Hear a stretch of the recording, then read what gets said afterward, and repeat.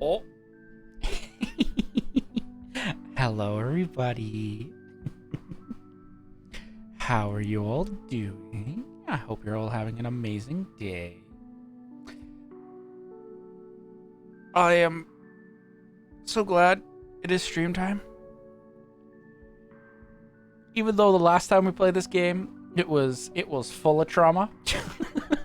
Hi, Mayfei. Big Faun. Oh. Congratulations on being first, and thank you for collecting your daily nourishment. Today went by quick, which was nice.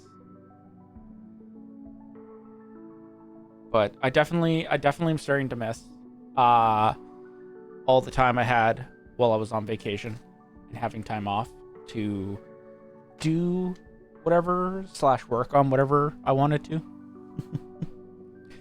Survival of the fittest. I am the first and only chatter. Hell yeah.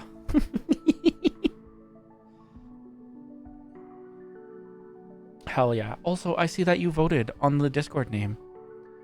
I appreciate you. Hi, Shadier. Thank you for the lurk. I hope you enjoy your lurk. Also, thank you for being second.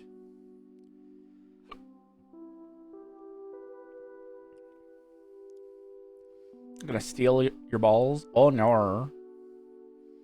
Glass, thank you for being third. Your ball pit will be empty. I have a ball pit? What? This is news to me. I'm gonna have to figure out how come I didn't realize I had a ball pit. Yes, I got you one, and now I'm stealing the balls. Oh. So it's just gonna be a pit? So Shadier, thank you for collecting your daily nourishment.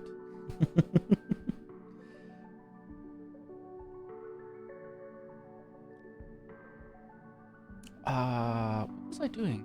I was checking something here.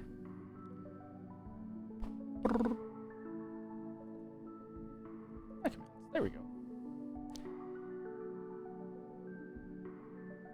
Now you have one inside you and one you can. Huh? Dory prank where she fills the basement with pit ball. I can see it. I can see it.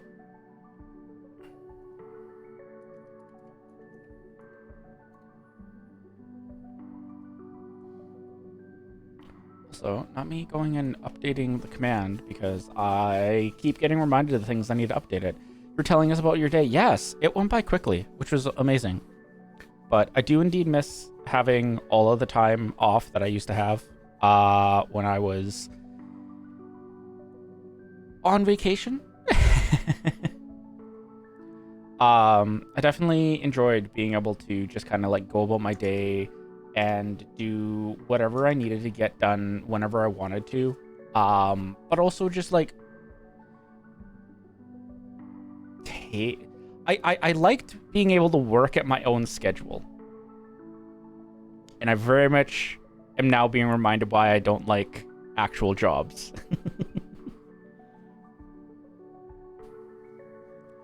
But we're here now. It's stream time. Very, very happy to be here. I always love streaming because I gotta hang out with everybody here, and we always have a lot of fun.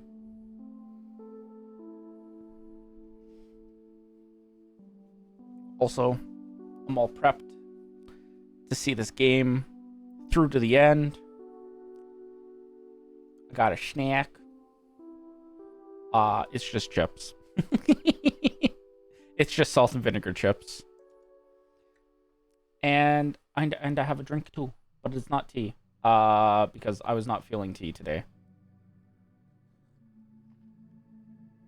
Which sounds a little bit like blasphemy, considering that I like tea so much.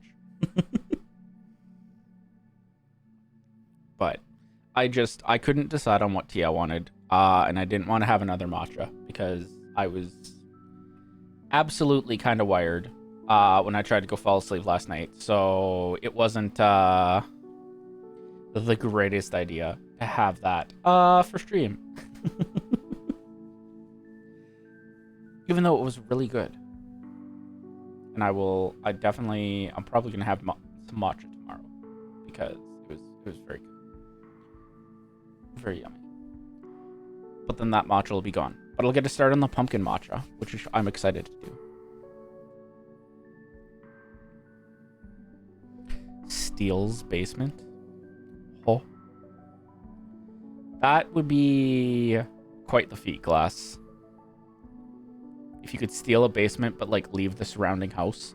Wouldn't that just mean that like the first floor of the house would fall down and become the new basement? Wouldn't you essentially basically just have to steal the entire house in order to steal the basement?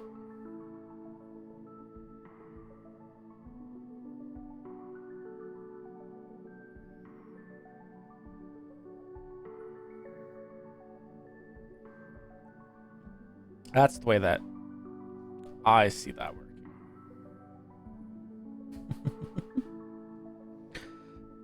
But yes. Also, I added something new to stream. If you have not noticed, we now have a follower tracker in the top right. That's tracking how many followers away we are from our goal. And when we reach 300 followers, we will be doing an entire stream of me learning French. So that should be fun.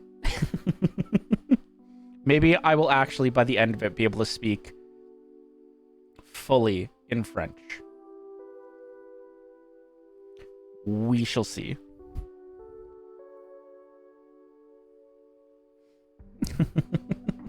I know Tats might be a little happy to see an entire stream of the Faun speaking French. But yes. Couple other things.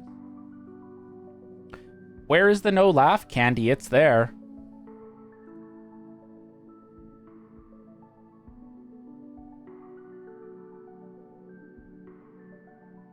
Or it's not there. What the frick?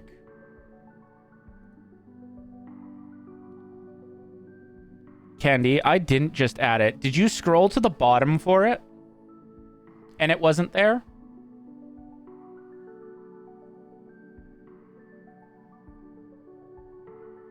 Yeah, because every time I disable it and re-enable it, it appears at the top. The first time, because it considers it to be new, even though it isn't.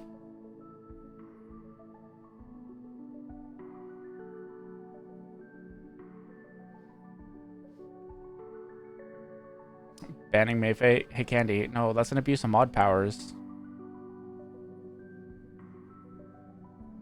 Abuse of mod powers, Candy. Speaking of mod powers...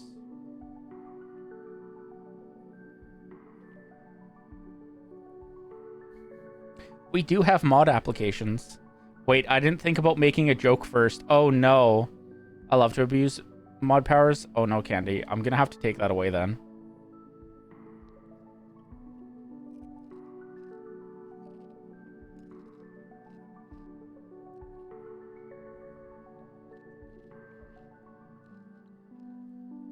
Speaking of mod powers, we do have mod applications open in the Discord.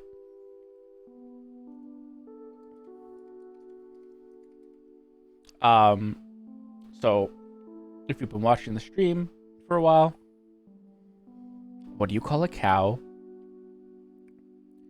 with something about...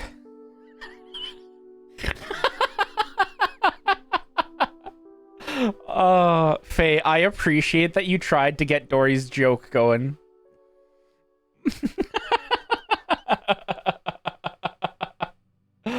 Oh my goodness.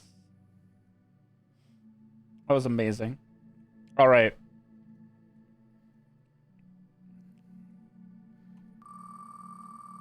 Let's get the wheel spinning. Also, up the time that it takes for the wheel to spin, so it's a little more, seems more random than it already was.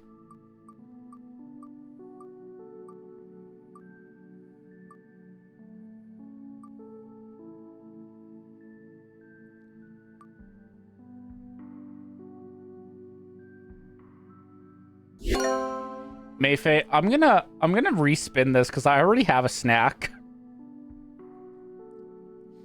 Are you okay if I respin it because of that?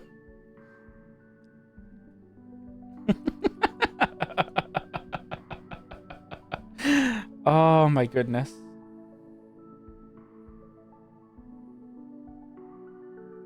I might have to take snack break off because, like, in theory it's good, but like, you know what? I should move snack break over to the reward wheel.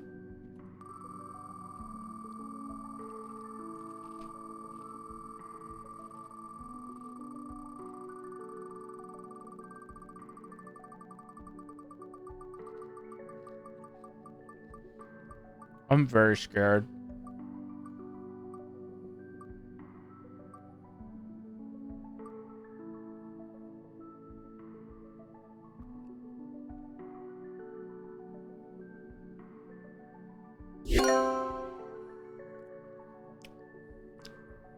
All right, Mayfei. What am I posting on Blue Sky?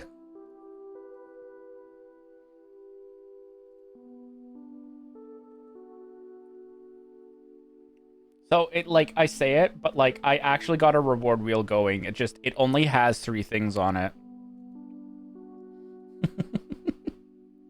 So speaking of, yeah, I'll have to do all that and fix that later.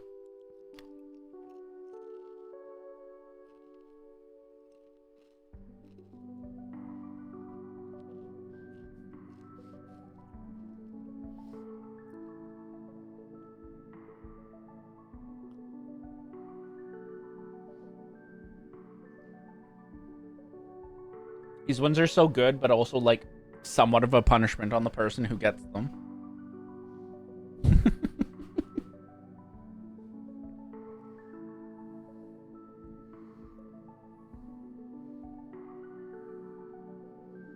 Oh my goodness. Oh my goodness. Oh, this is gonna be chaos.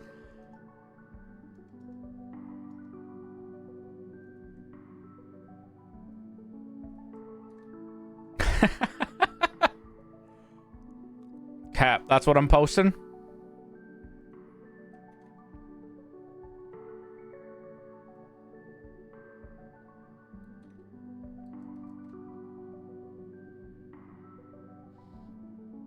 Excellent. Now I just gotta find the link.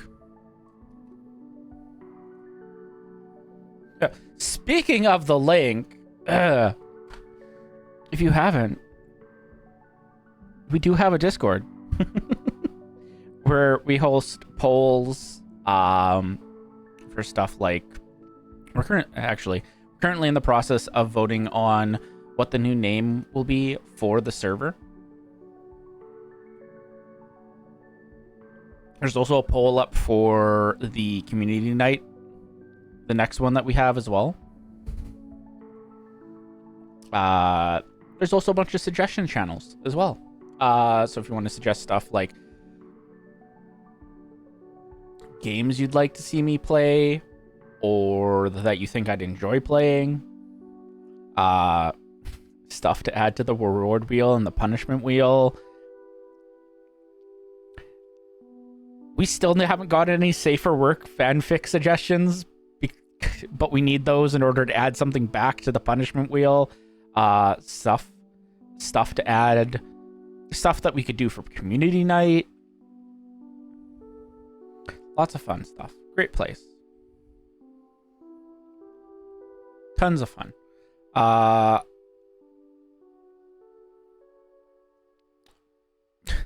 I'm posting it.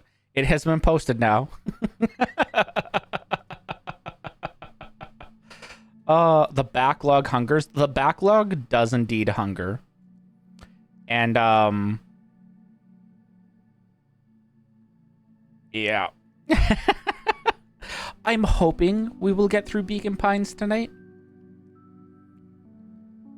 So that we can, get started on something else from the backlog. I think the next game that I'm going to start working through once we finish Beacon Pines is probably going to be Pokemon Conquest. Because it's been a while since we've played it. It's a Pokemon game, and I have a hankering for Pokemon right now. And the next time I have a Pokemon game scheduled, for sure, isn't until March. And I need something to take my mind off of it so that I don't feel tempted to play it early.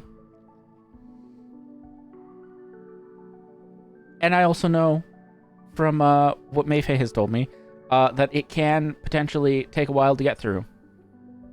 And if anything is going to show how it's going to take a while to get through, it's the way that it took me almost 6 months to beat Ni no Kuni. And the way that I played the game the first time we played it. I grinded probably way more than I needed to.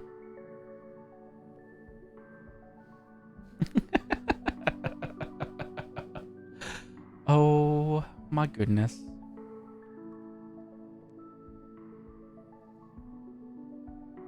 But yes, no, we have...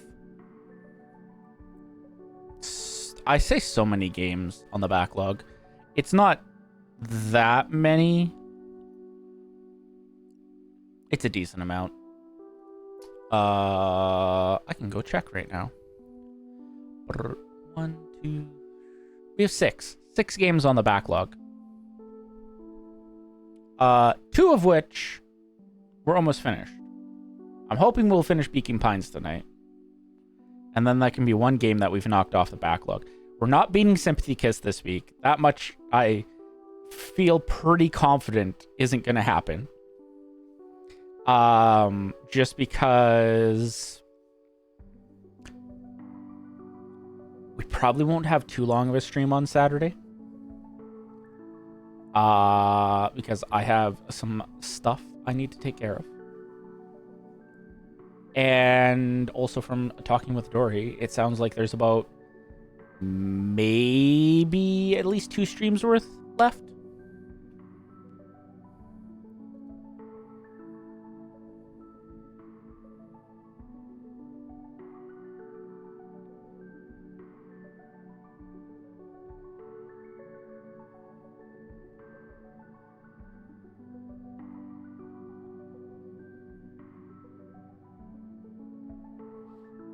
It took you a stream to get through, I think, 4 kingdoms. The main game has 17. And the entire main game is roughly 3% of the total game available.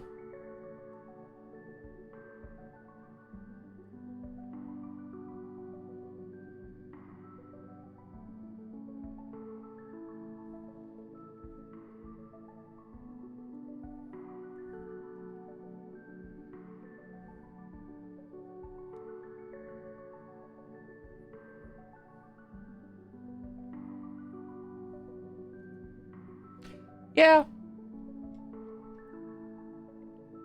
That,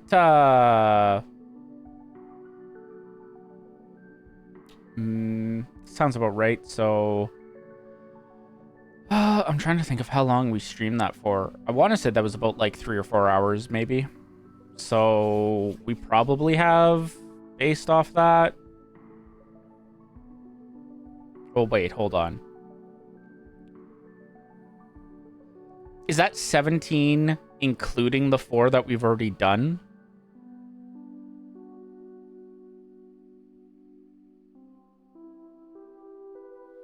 The main game has 17 and...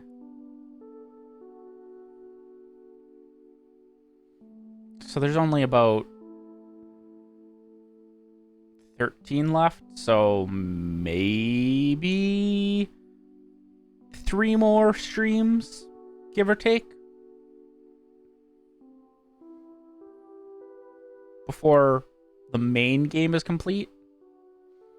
Presumably you'll get faster as you gain experience, with the game itself gets a bit more complicated. Yeah, that makes sense.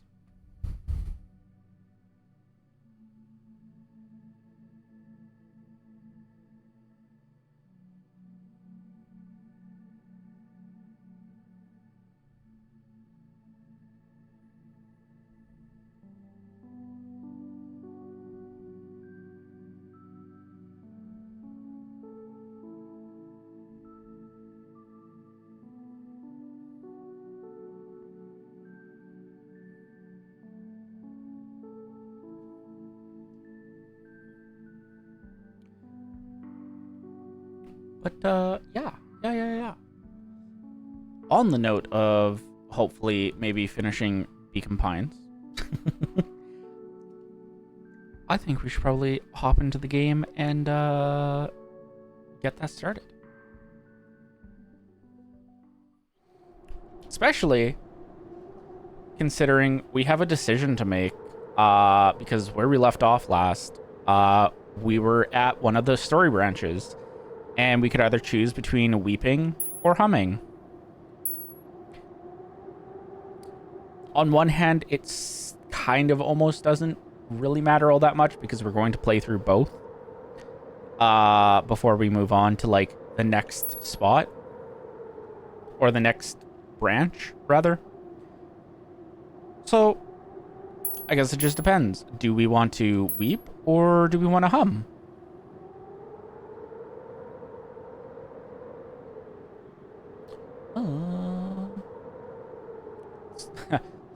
Let's do weeping. Save some happiness for future us. You know what? That is valid. Ironically, I feel like it might be ironic if weeping is the happy path and humming is the sad one. Something tells me that this path is going to be the one that is the worst for both endings. I don't think it's going to be as bad as the other path, but I don't think it's going to be as good as whatever we have left after this. But yes, let's start with weep. And in the stillness, he began to weep. It was all just too much. Oh, no. Falling to his knees, Luca whimpered softly. The tears crystallized as they hit the snow. Damn. It's very cold. Gran stared at Luca for a What a moment hopeful with prediction warm for the sympathy, future. Exactly. remembering why this was all necessary. So all makes sense soon, Luca. Then everything can go back to normal. I promise. She stiffened up and brandished the torch at Mr. Nuncreed. Can't hide behind those people any longer, Joseph. Once their precious source is destroyed, we'll see where their loyalties fall.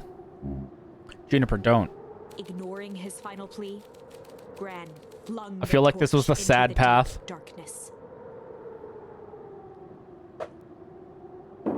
She smiled and exhaled in relief. Oh no. Mr. Nuncreed moaned in resignation.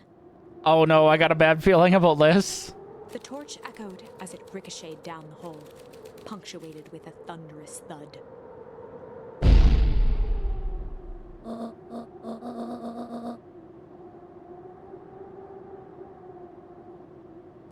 See, Joseph, I've learned one very important lesson in life. If you want things to change, then you must be willing to. Before Gran could finish, the ground shook her to silence.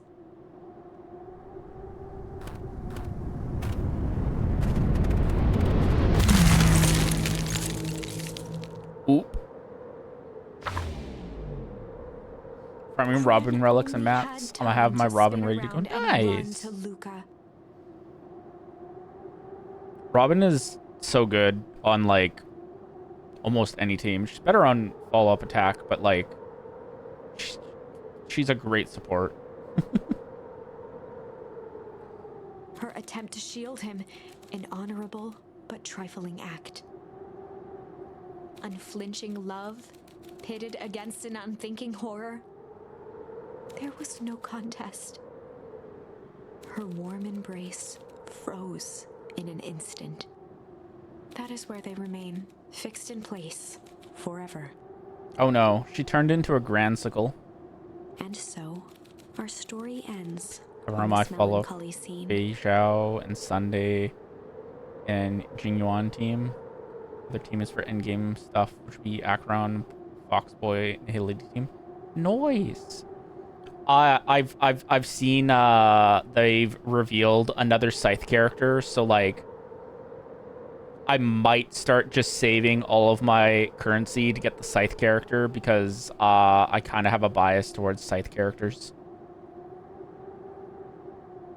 In a town brought low by its secrets sits the frozen statues of a misguided band of meddlers. The end. Well, that was dire. On the bright side, we finally figured out where all the ice is coming from. Now, we just need to find a way to deal with a mystic, unfathomable force of nature. Well, time to see what happens when we hum this time. And in the stillness, he began to hum. After the death of his father, Luca had trouble sleeping. Each night, his mother would sit at the foot of his bed and hum a gentle I'm in melody. soft pity currently for my next 5-star. 50-50, not guaranteed. Well, hopefully the next 5-star you pull will win the 50-50.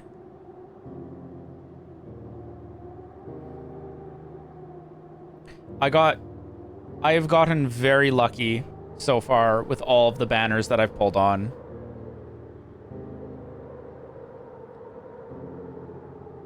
The only banner I've pulled on that I haven't won was Fugue's Light Cone,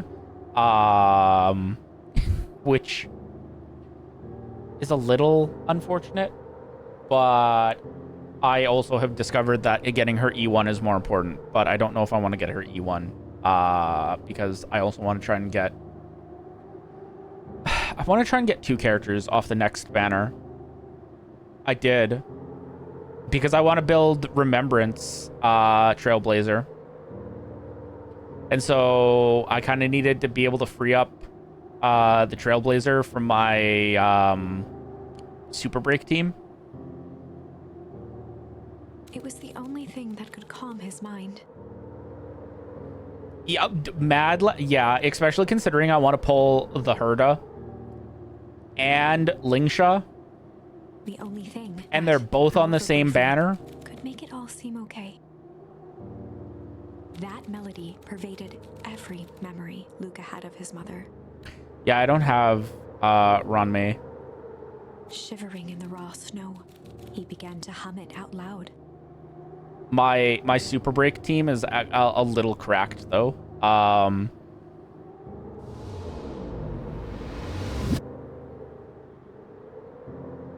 It's Rappa, Fugue,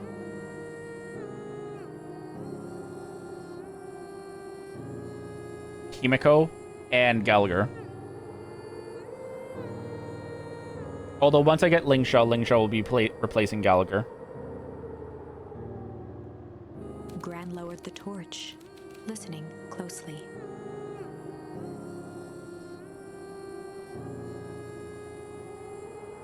As recognition slowly set in, her heart sank. So much, yes. Those countless nights of consolation, the incomparable loss they shared together. She let the torch fall to the snow and sizzle out. Oh my god, did we get a happy ending? A few steps toward Luca was all she could bear before dropping to the snow herself.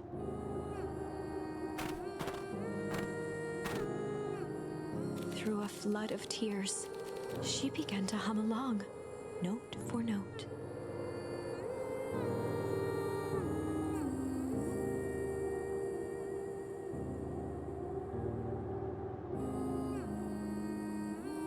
This game has happy endings, right? Luca lifted his head in astonishment. The last time he heard that melody was the last night he saw Wait, maybe his this isn't a mother. happy ending. How do you know? I'm so sorry, my little buckaroo. Okay, that didn't surprise me in the slightest. Buckaroo? The only people who call me that are my dad and your mother. Luca blinked through blurry, watery eyes, trying to see more clearly. He could just make out the impression of a familiar face. He peered across the snowscape at the woman on her knees. Something about her was undeniably his mother. Only smaller, older, changed. Mom? That's right, Buckaroo. Mom! Luca sprinted as fast as he could toward his mother. They held each other close, and the cold retreated from their bodies. Eleanor? I thought you were gone. You should have known I would never abandon my son. Eleanor looked down at Luca, tightening her embrace in an appeal for forgiveness. How? You're a smart man, Joseph. I thought you'd have pieced it together by now. You were exposed. Mom, I don't understand any of this. What happened to you? Where did you go? Why did you leave me? I never left you. I was always right here, Luca. Why did you lie to me? It tore me up, Luca. But I did it to keep you safe. I thought that getting answers would help us both move on. But the more I discovered, the more I realized the danger we were in. Until perennial harvest was stopped, it was better if everyone thought I was gone. You could have trusted me. These are bad people, Luca. They won't stop until they get what they want. And they don't care who gets hurt in the process. Then what do? We have to stop them. Joseph slumped into the cold, wet snow. Oh no. They can't be stopped. This is too big. I tried beating them at their own game. I'm done fighting fire to fire. For the first time in a long time, her voice felt like her own again. No more lies. I see now. There's a better way to stop perennial harvest. Cold, hard truth. Luca gazed down at Nuncreed with pity. He looked small. Joseph stared into the snow, as if searching it for answers. Oh no. Come on, everyone. We've got a party to crash.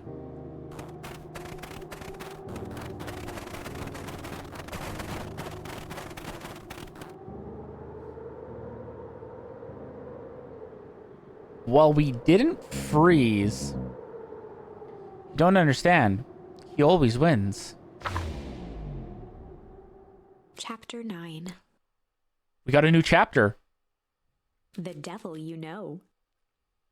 7 months ago. Excuse me?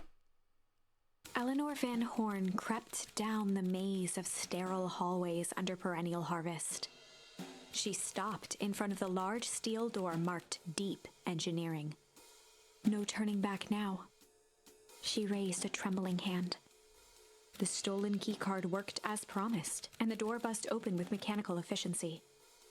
She was immediately hit with the smell of disinfectant. It was some sort of laboratory. We finally get to see another day, and we get sent 7 months back, right? In one corner was a desk covered in papers. Across the room stood a tall metal pod with hoses protruding from its base. She rushed to the desk and began shifting through the piles of papers. They were experiment reports on something called Tempus Liquamen. There were dozens of them, every one stamped failed. Eleanor heard the sharp echo of footsteps approaching. She was out of time. Her eyes scanned the room, eventually landing on the strange pod. Muttering a curse under her breath, she dashed over and dove inside. Oh no.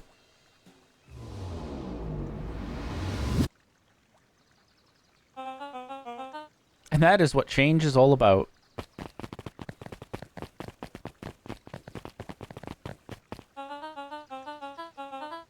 Grabbing the future by the scruff of the neck and making things happen. Change is a choice. I'm tickled pink that we will all be making that choice together. How great is that? This man is a liar. Excuse me? I will not.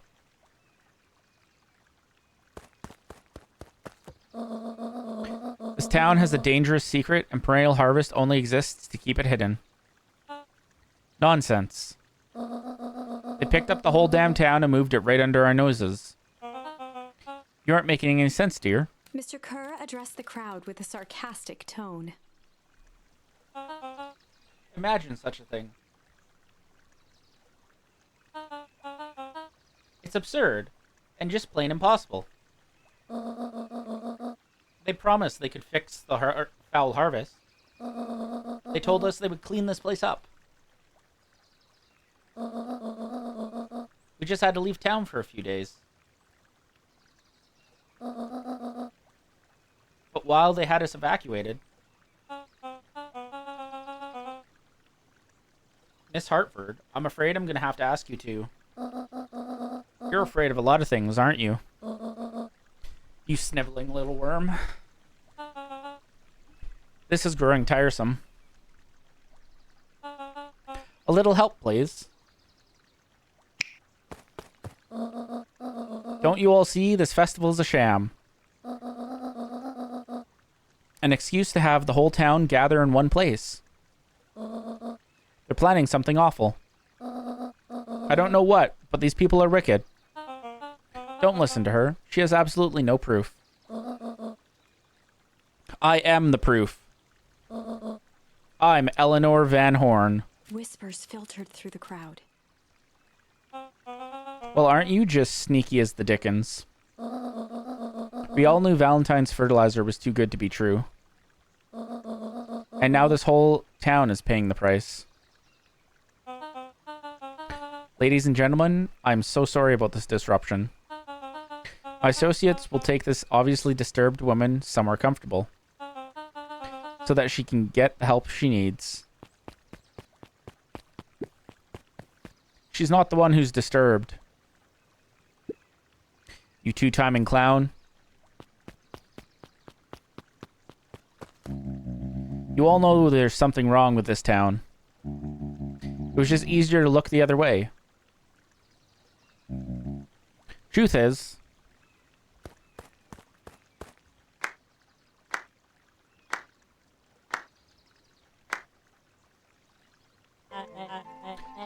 that's quite enough, Mr. Nuncreed. Torment dragged on Joseph Nuncreed's face.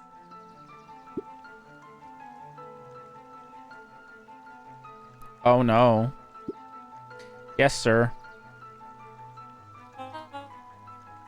Take them away. No, I want them to see this. The ever-tempestuous Eleanor Van Horn. You've been quite the thorn in my side. Like a weed that's burrowed in where it doesn't belong. Aww. I must confess, you look dreadful. He paused for a moment, plucking a piece of fuzz from his sweater and discarding it to the ground. I'm confused. Consider yourself in rare company. You've managed to pull one over on me. It won't happen again. I knew you had some sort of plan to disrupt our little party. But alas, I expected something a bit more impressive than incoherent rambling. No matter, your failures are yours to bear. Mr. Kerr? Yes, sir. It's a shame it was cut short, but I thank you for your rousing oratory. I will take it from here. Yes, sir. Of course, sir. You've done quality work for me, William. You can look forward to the recompense we agreed upon. Kerr gave a bow of deference. Founder, you are most gracious. Gasps rippled through the crowd. Wait, what? Thankfully, we can dispense with the formalities from here on out. Solomon pulled a glass vial from his pocket. In one smooth motion, he downed its contents. A triumphant smile grew across Solomon's lips. You can all call me Sharper Valentine. His body and face began to contort and expand as he disappeared into a belching green mist. What?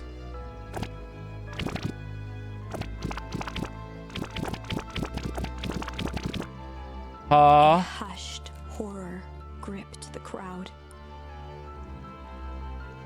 This is a story about change. What? What? No. So you didn't see that coming. Good. Sharper examined his new hands. Well, this is quite the improvement.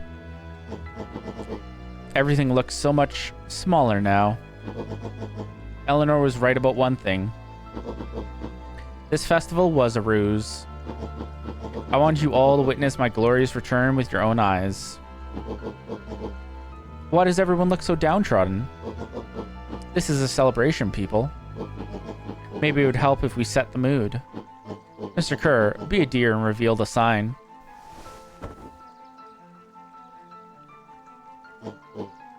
Ha, wonderful. Sharper choked out a crude squawk of a laugh. Not gonna lie, I did not expect that. Frustrated grumbles sprinkled through the crowd. Tats! Thank you for collecting your daily nourishment.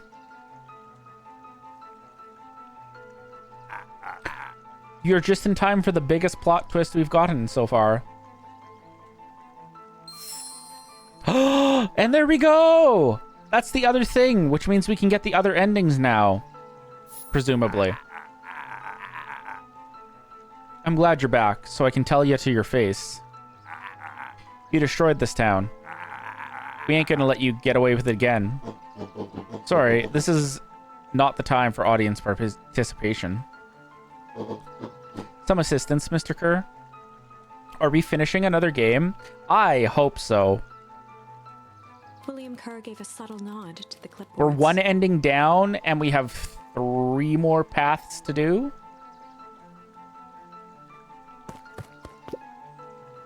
You coward. Does anyone else have something to contribute? A helpless quiet settled over the crowd. I thought so. Did you all truly believe you could be free of me? A town of complete and utter fools. I'll be half lurking because family requires some of my attention, but I hope we get more traumatic endings. So we have gotten one traumatic ending. It wasn't nearly as traumatic as the last time, but it was still kind of traumatic. I thought this was going to be a happy ending. I have a feeling this isn't going to be a happy ending now, but we'll see. I hope the family stuff goes well. I appreciate the lurk. You people should be celebrating my return. You're clearly lost without me. And that leads me nicely to my children. Daddy? I gave you both the greatest gift a parent can give. The opportunity to prove yourselves in my absence. Squandered. To say I'm disappointed would be an understatement. But Silence, Augustus. An adult is speaking. I don't know which is worse. A son who is completely hopeless? Or a daughter with such potential who inevitably lets me down? Eris, you fail me with admirable consistency. Thankfully, I was counting on it this time. Father, I have been wasting time, my dear. What have you accomplished? I was focused on cementing our legacy. Legacy? Who needs a legacy when you can just live forever? But what about... It's all right, kiddo. I'm afraid you suffer from a complete lack of imagination. There's just no helping it. Now then, where's Joseph? You didn't take the opportunity to slip off, did you? Ah, there he is. Everyone should give him a hand. None of this would have been possible without Joseph. I think you've said enough. Nonsense. The people deserve to know how helpful and loyal you've been. I only did what I did because he left me with no choice. You always had a choice, Joseph. You were simply too weak to take it. No matter. Cheer up. You are about to be rich beyond your wildest dreams. You should follow Mr. Kerr's example. When I found him, he was in a sorrier state than any of you. An aging actor desperate to recapture his youth. He played his part, and soon he'll be able to play the leading man again. Forever, in fact, if he remains loyal. That goes for all of you. Well, those who haven't already frittered away my goodwill. Beacon Pines is mine again. And I'm willing to share its spoils in exchange for absolute loyalty.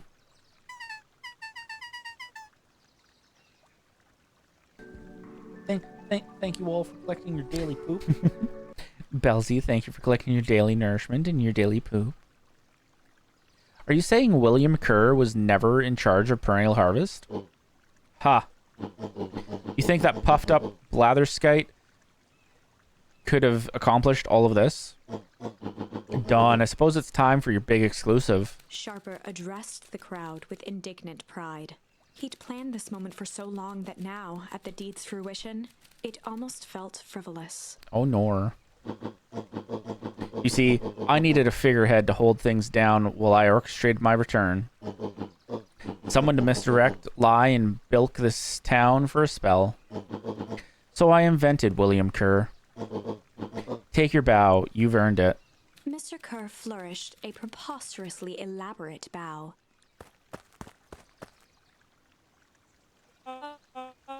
Patrick C. Montesquieu, thespian extraordinaire, at your service. Founder, I just want to thank you again for this opportunity. It truly was the role of a lifetime. Wait.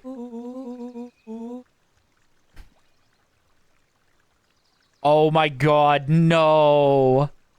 No. So this Bill Kerr was a Pat C the whole time? Boo. They made a joke.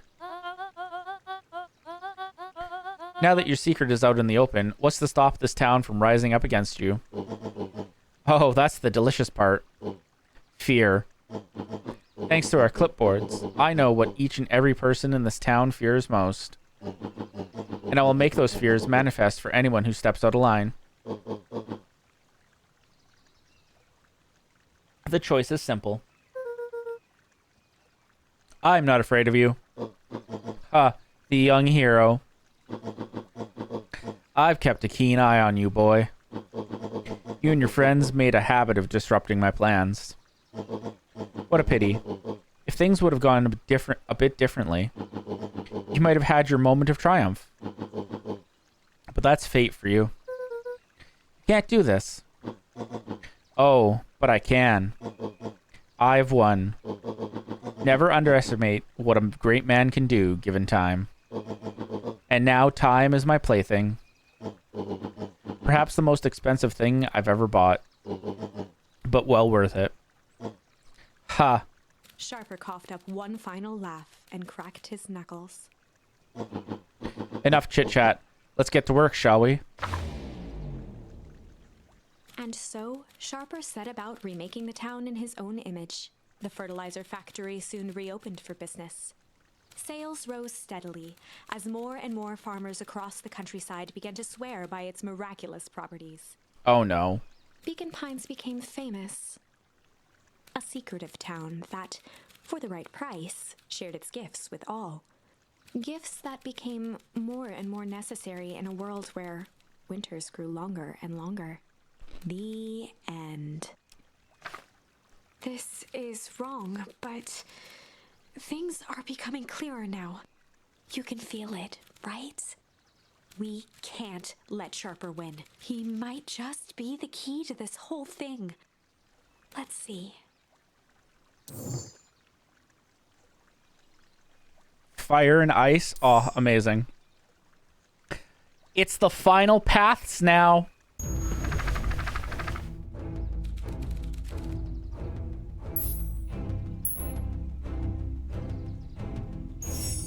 There was a malice lurking behind those eyes. Like a trap ready to spring.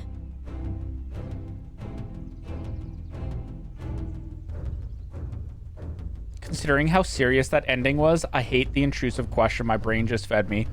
Oh no, what was the intrusive question?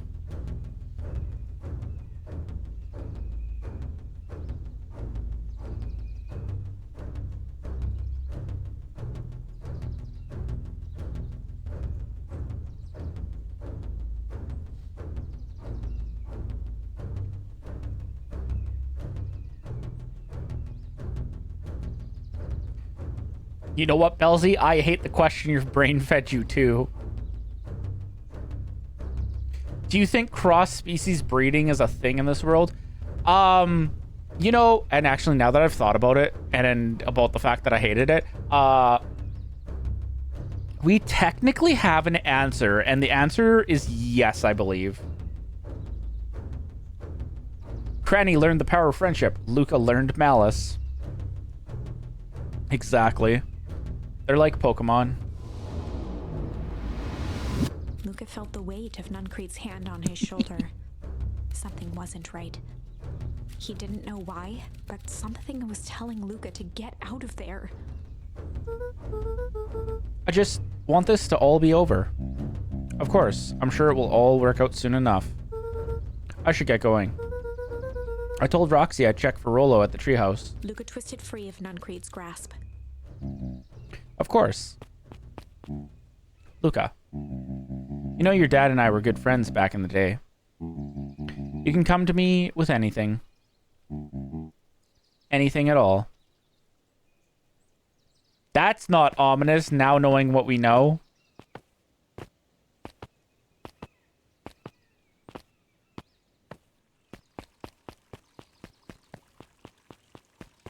You're evil. These festival decorations are a bit humdrum. Now, if I were to throw a festival, it would be a thing to behold. I agree, this is all more than a little sad. It's worse than sad. It's boring. What if we did a little something to spice things up? I'm listening. You know that festival sign waiting to be unveiled? It'd be a shame if someone... The two scurried off, eagerly formulating a plan. Oh, no.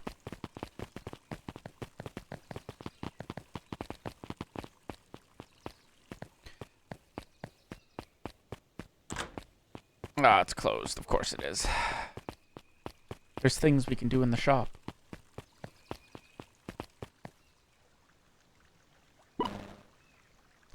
Identify yourself, please. Nellie Modwell. Okay, so that squirrel is a cat's mother. I work here, now. I'm unable to locate you on our staff roll. Oh, I don't officially start until tomorrow. Mr. Kerr said I could come in early tonight to get a few things done. Hold, please. Clearance authorized. Thank you. Our harvest awaits. Oh, damn, you're right. Right? I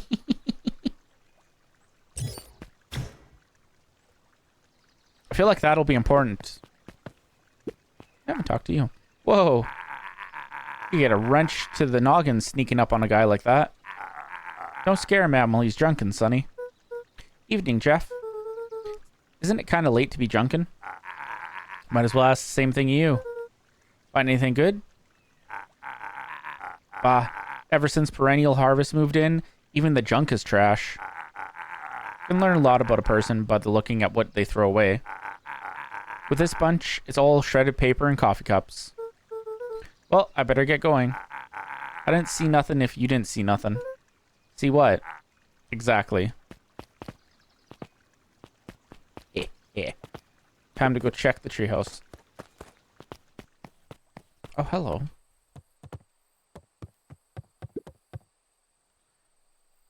I wonder if we have anything new. Nope. Luca tied if all. We do not have everything. We have everything we could get from there.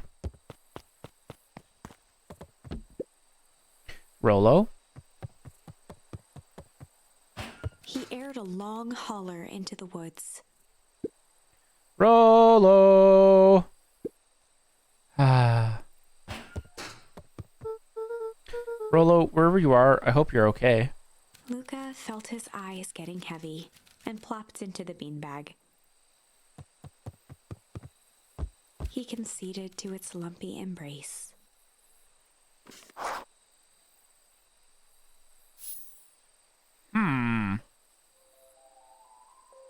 Once again, Luca found himself in a vast black expanse.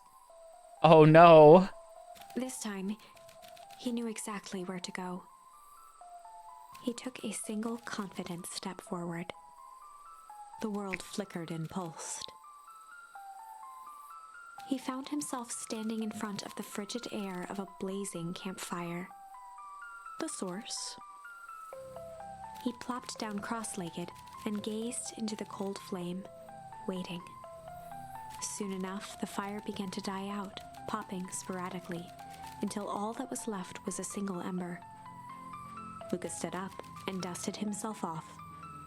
He plucked the glowing ember from the cold ash, examined it, and slid it into his pocket. Yes, because let's put an ember in our pocket. A keepsake. The voice of his father spoke behind him. "You made me proud, Buckaroo." Luca turned to face him. "Dad, what is this place?" A warm grin grew across his father's face. "A place where everything that has been and everything that could be all wait together." Oh no. Luca found himself staring at his father's face, trying as hard as he could to memorize every single detail. Wait? For what? Another voice spoke out as Luca's doppelganger stepped forward. "That's up to you." Uh-oh. Without knowing why, Luca began to weep. Is any of this real? Are you real? Oh no. Something tells me we're gonna have another traumatic ending down this path.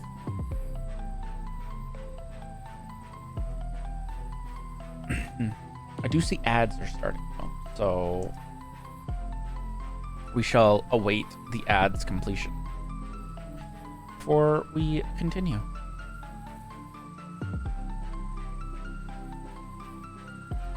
How are you all doing, chat? Are you enjoying the game so far?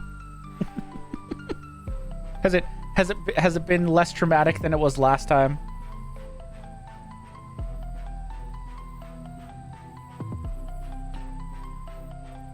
I feel like the answer to that is yes. Mostly because we didn't have to choose between throwing our friend down a pit or not.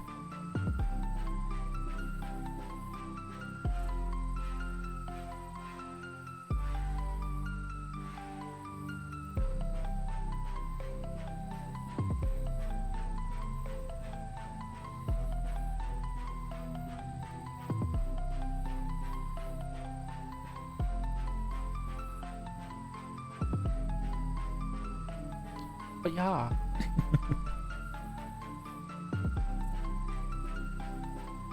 I am curious to see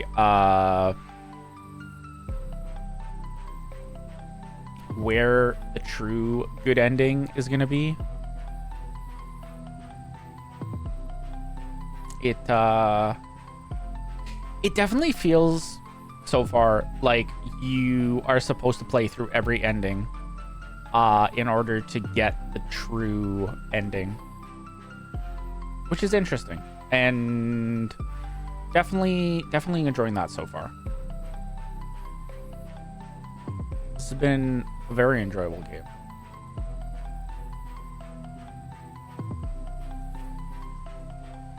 I'm very excited to see how it goes. I'm also thinking that we are going to finish this, and we didn't have all that long left.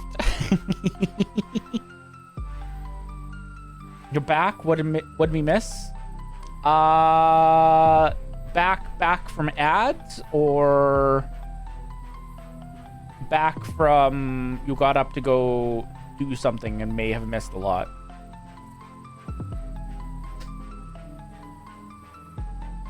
Ads? Not a whole heck of a lot. I've been yapping because I saw the ads were running and I didn't want people to miss anything.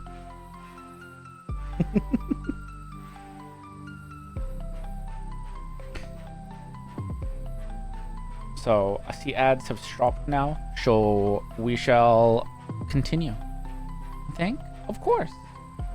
It's a... Don't... If I could, I would fully disable ads because it is awful, especially for story-based games, to have to, like, try and stop. Or, like, at least remember to stop. So I'm glad that this is at least slow-paced enough that I can keep track of, like, oh, hey, ads are about to start. Let's maybe pause. Luca's father bent down to smudge away a tear. Of course. I'm as real as the part of you that misses me. Oh, Luca turned to look at the no. older version of himself. And you? The doppelganger choked back tears. I'm as real as the part of you that's angry he's gone. Oh, no. Does that make sense? Through his tears, Luca laughed. Oh, nor indeed. I think so. His father pulled him in for an embrace. Something tells me we're gonna have to choose between being angry at our dad and not being angry at our dad for the final two endings. Time to go, buckaroo. Luca was startled from his dream by a banging on the floor. Are you in there? A commanding voice rumbled from below. Just as Lucas sprang to lock the entry hatch, the door knocked open. Chapter 5. Dangers big and small. Oop. Lucas stumbled back. He heard the rope ladder creak under significant weight. Keeping his eyes fixed on the hatch, he inched backward to the balcony. As his hand grasped the door handle, Luca froze. Considering he's maybe tied to the resets, he might not get to go back from choices regarding the source. That makes sense. A large figure clumsily wriggled up through the hole. Paw.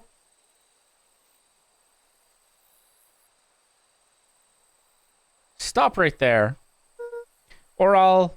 Sheesh, I know it's dark and all, but I figured you'd recognize me. Who are you? The large figure cocked its head inquisitively.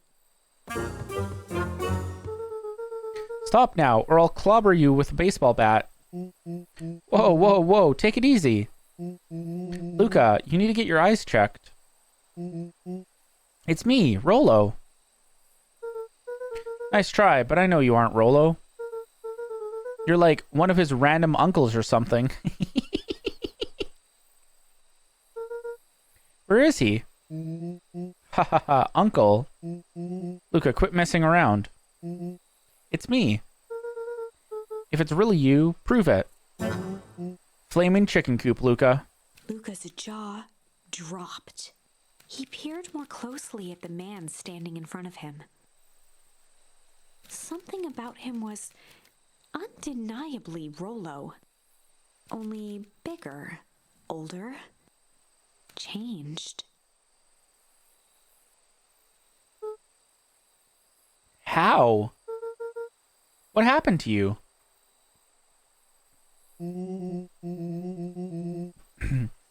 When I was running away, I ran into more people in those yellow suits. They grabbed me and dragged me away.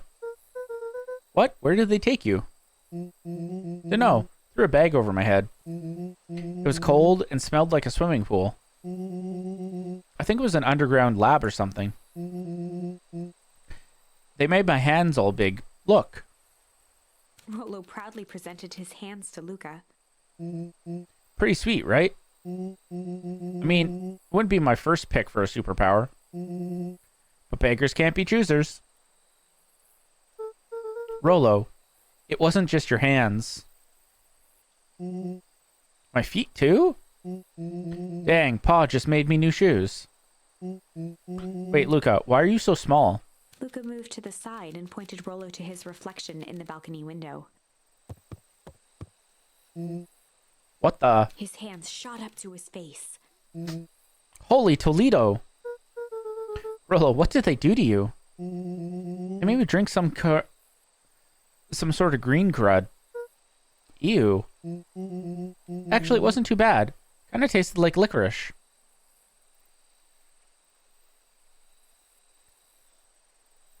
Not Rolo being entirely oblivious to everything else being smaller until this point, right? I mean, knowing the character, it checks out. I passed out and woke up like this. And then I sort of smashed open my cage and escaped. Whoa, you smashed open a cage? Kinda. At least I think I did. It's all a bit of a blur. They had you in a cage? Who are these people? I don't know who did this to you, but we're gonna fix it. Fix it? This is awesome. Well, wow. Well, I'm just glad you're safe now. Luca, you don't need to worry about me. Sure, I got snatched, but look at it this way. I got snatched. I know where snatched people go. We finally have a lead on what happened to your family. Maybe you're right, but this all seems dangerous. Danger? Ha. Rolo shadowboxed a few jabs. I'll take them all on. Hey fellas, what's up? With a yelp, Rolo dove behind Luca. Ah, take cover. Did I come at a bad time? Who the heck are you? This is Beck. Sorry, something truly bizarre just happened and I need help. I didn't know where else to go. So you're just hanging out here with your large adult friend? No, this is my buddy Rolo. This is your missing friend? One and the same. Seems a little old. I'll have you know this is a recent development. What the heck does that mean? Oh, I'm sorry. You're the one who just showed up out of nowhere. So we'll be asking the questions here. That's fair. How did you find us? Your silly little treehouse? I think you mean our silly little mission control. I hate to break it to you, but your secret path isn't so secret. And I could hear your racket from a mile away. See, Luca, this is why we need to improve security around here. Not now, Rolo. Beck, you said something bizarre happened. Yeah, but... She shot a nervous glance at Rolo. Anything you can say around me, you can say around Rolo. This has been a weird day all around, hasn't it? Yup. Beck's eyes narrowed. Okay, so it all started when I made it back home. My first order of business was to try and salvage my hair. So I dyed it with some stuff from the chemistry set my mom gave me.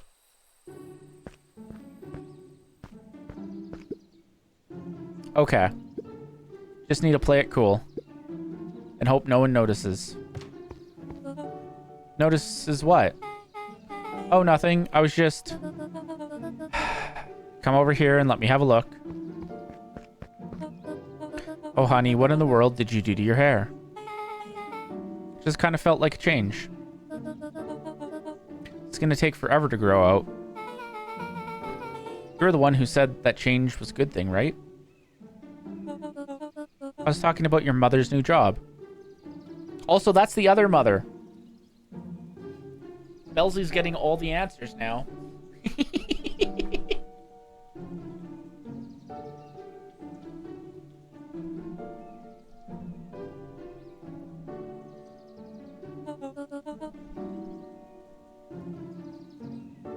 I was talking about us moving.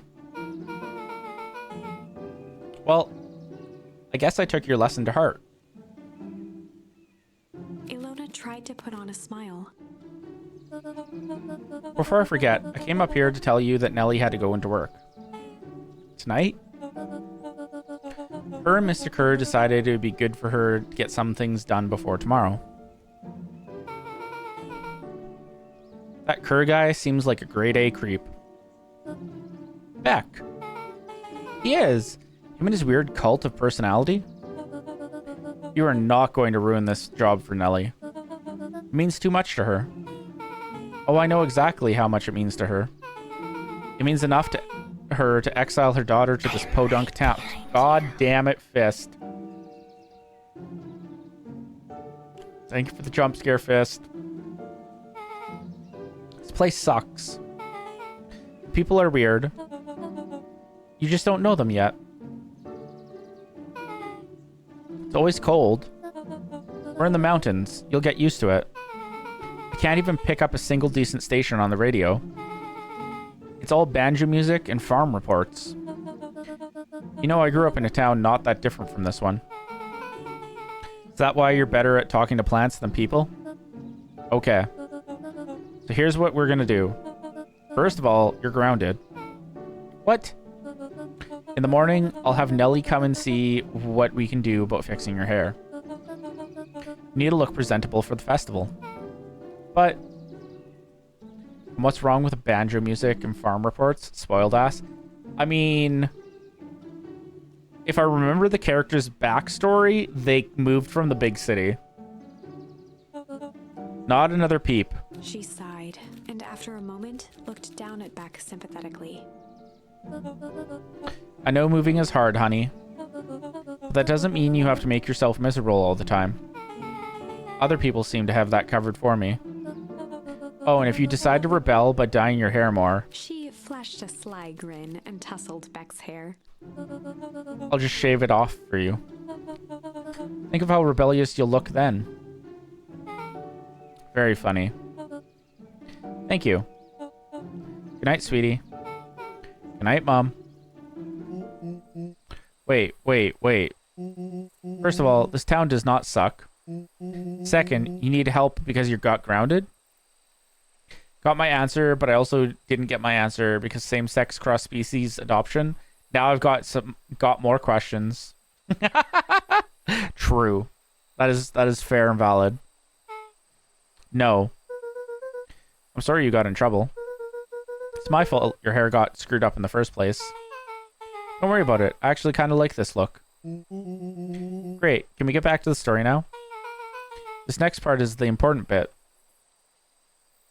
Oh my god. Fist, you would have an entire spreadsheet.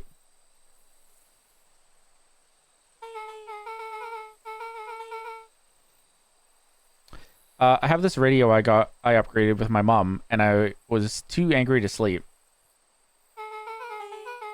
So I tried to dial in something worth listening to.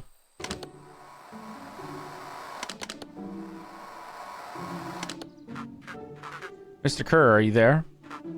Mr. Kerr? Yes, I'm busy. What is it? Apologies. I have the founder on the line. Patch him through immediately. Thank you for the hydrate, Fifth.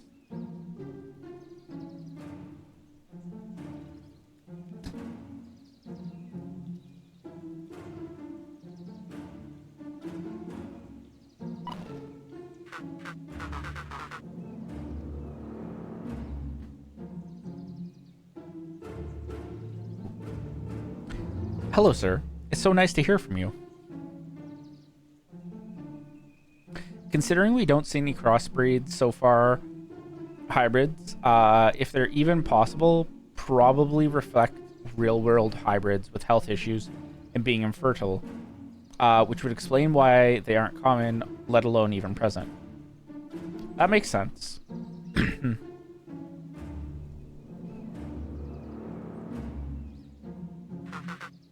Skip the pleasantries. Look, we are not about to Vaporeon copy pasta this game. Yes, let's not, please.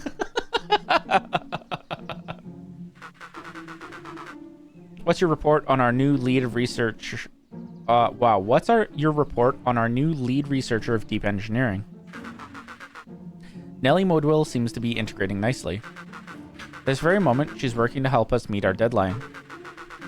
She offered to work overtime before I even had the chance to suggest it. Excellent. And you have faith that she's capable of finishing the work left by her predecessor? Her work must be complete before the festival. I'll make sure she stays day and night until it's accomplished. The corkboard and string conspiracies begin like this. Good, you know how I feel about loose ends. Yes, sir. Once she has finished the work, we need to make a determination regarding her. Long-term prospects in the company. Immediately, sir? I usually have more time to fully bring people into the fold. We are in the endgame, Bill. After your failures with Dr. Prescott, I can't afford to take any risks. Of course, sir. No loose ends, sir. Once she finishes the work, she'll either leave the office completely committed to perennial harvest, or she won't leave at all. Perfect. Sir, if I might suggest, maybe we should delay just for a bit. Oh? It's just, we seem to be rushing to hit this festival deadline. And rushing into things has caused some issues in the past. I see. Please understand that I just want what's best for you. I'm eternally grateful for you. Wow, I'm eternally grateful for all that you've done for me. Bill, I'll make this very clear for you. I brought you in to make things run smoothly, not to have opinions. Of course, sir. Chin up, Bill. You only have a few days away from having everything you ever dreamed of. Yes, sir. Thank you, sir. Whoa. Yeah. Just so we're clear, when they said loose ends, they were talking about murder, right? Ah, Rolo.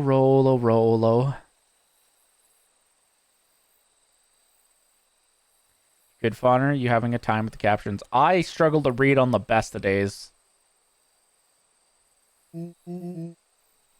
Like actually killing someone? Capital murder? Luca gave Rollo a quick elbow to the ribs.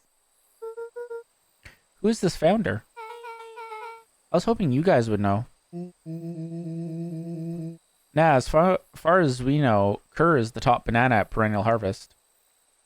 That's why I use audiobooks now, because fug. Look, it makes for a good time, me misreading things sometimes. Sounded scared of this founder guy. So we have an even topper banana on the field? What the hell is my mom caught up in? She talked about the job much? Not really.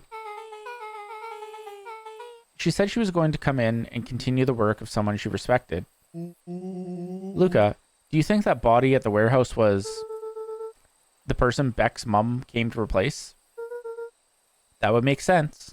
Beck, it seems like Nellie's predecessor got, loose-ended.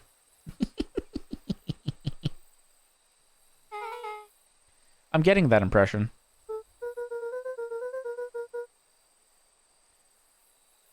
Okay, so we need to get your mom out of there before the festival happens. That's 2 days away. Won't you, won't she just come home after work? Creep on the radio said they were going to hold her there until then. So if she's not coming out, we gotta go in and get her. Beck flicked a large sheet of paper out of her pocket and slammed it on the floor. Maybe this'll help. You have blueprints? Well, it's really just a welcome map from my mom's PH orientation day. But it shows the layout. Sure looks like blueprints to me. Look, here's the reception area and a big room marked Founder's office. Even has the exits marked. Guys. We have a deadline. We have an objective. We have blueprints. You realize what this is, right? Rollo started to wiggle with excitement. I think we're heisting.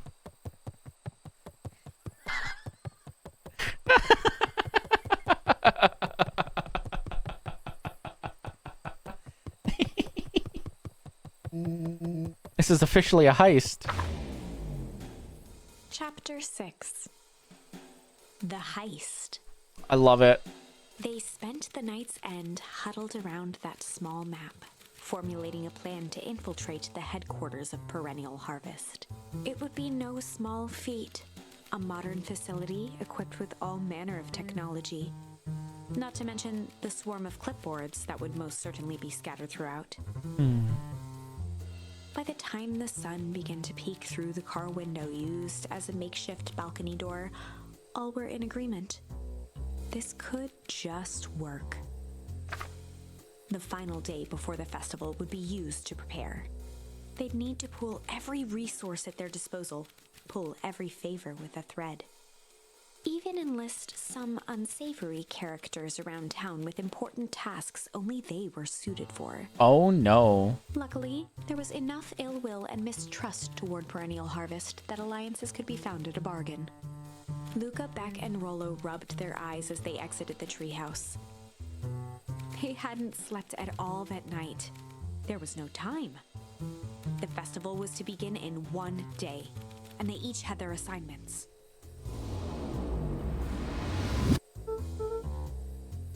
Time to recruit a crew. Exactly. All right, quick recap. Rollo, you're going to talk to Roxy. Cordially. Without her and Fitz, this whole thing could go bust. Me, Cordial is my middle name. Uh-huh. And how do you plan to explain your new... He waved vaguely at Rollo's sizable figure. Circumstance.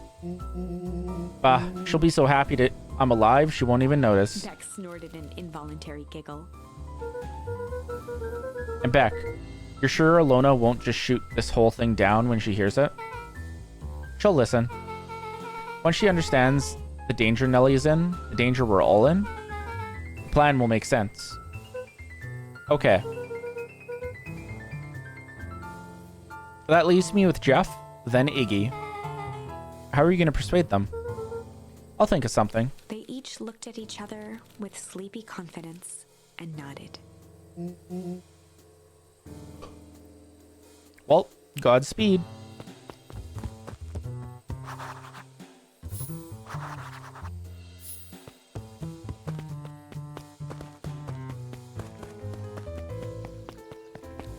Time to find Jeff, time to find Iggy.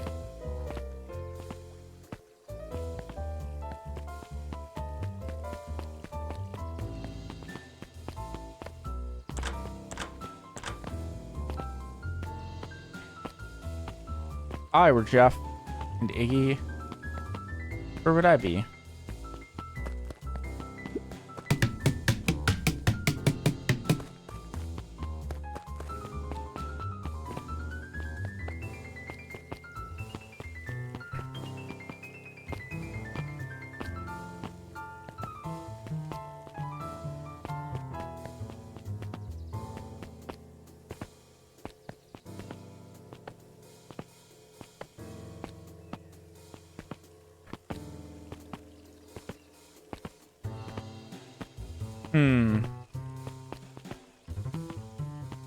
Oh, it's Jeff.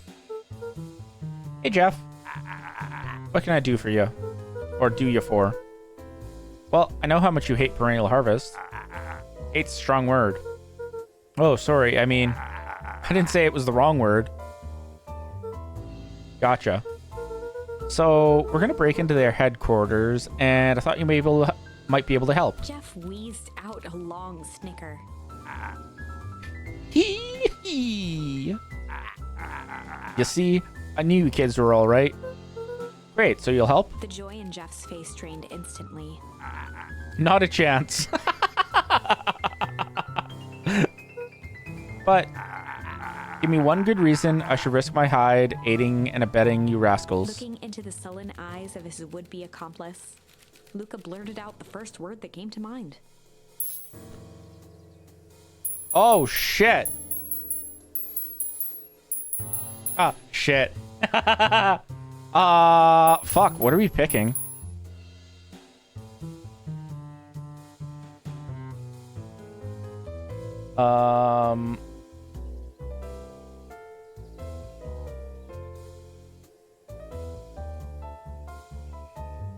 Let me toss up a poll.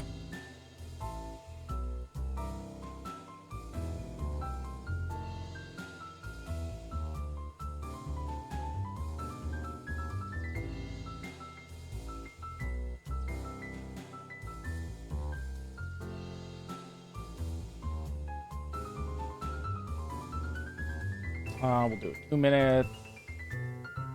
Poll is up. What are we saying? Hi, Winlam. How are you doing?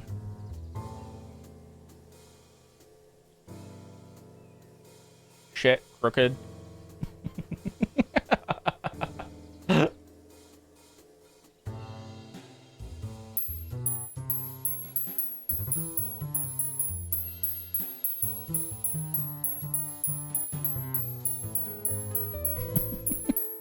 Doing all righty tighty. How about you? I'm glad to hear that. I'm doing all right as well. We should be finishing this game today, maybe, probably. Only been an hour and a half, and we're like 2 endings away from beating the game. Also, looking at the poll, it looks like we're gonna choose shit. I feel like this choice tracks with chat's choice of fascinations.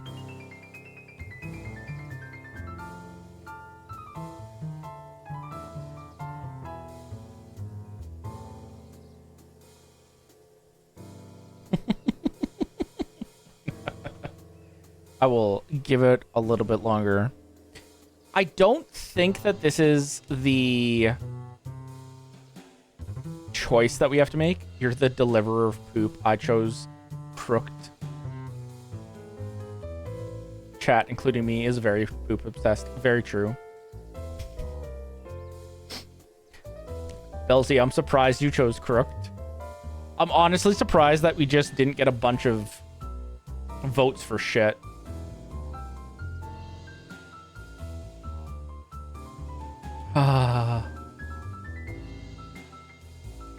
Don't believe you. Well, shit it is. Shit. Yeah, it's all shit. I still ain't helping.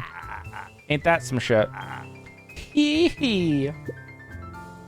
Luca wasn't ready to give up. He shouted out again. Well, it's not shit, so what are we doing next?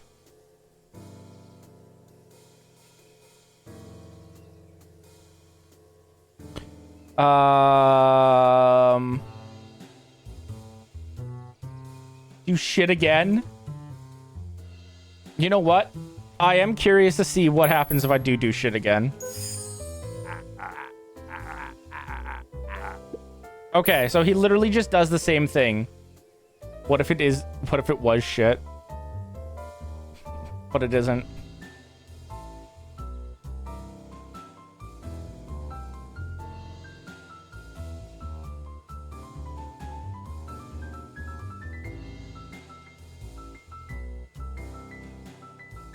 Third time's the charm. Okay, I'll do it one more time, and if it's the same responses, we're doing another poll.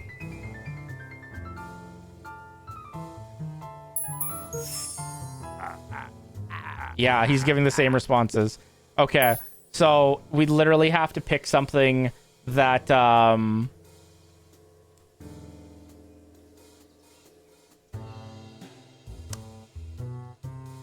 else. I feel like I know what we have to pick. I feel like it's junk.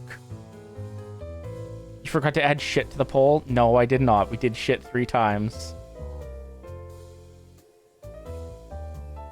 We know it's not shit. So it's got to either be fight, crooked, hide, or junk.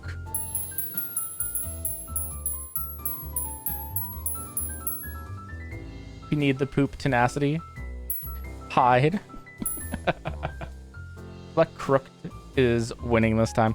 Why do I feel like you're all just gonna vote on the option that is most definitely not the right answer until it's the last possible choice?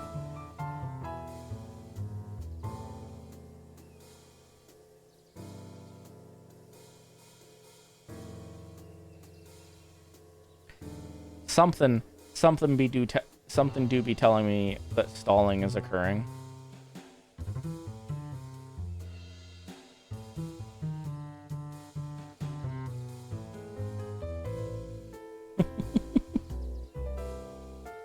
Not that it is a bad thing.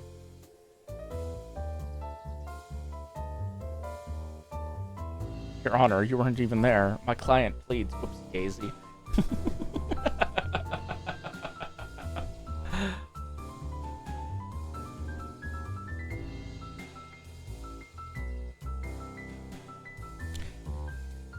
Alrighty.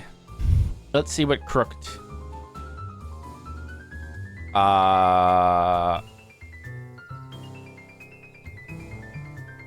Crooked does. Crooked. Yeah, they're all crooks. Like cockroaches. Stamp one out, and another comes scurrying along to take its place. Okay, well, it wasn't crooked.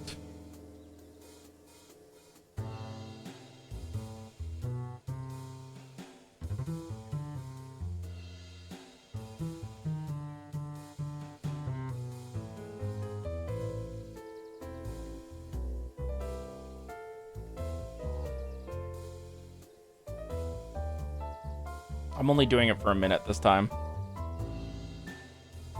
I sentence you to banishment to the Skibidi Toilet Realm. Oh my goodness. Tells you why.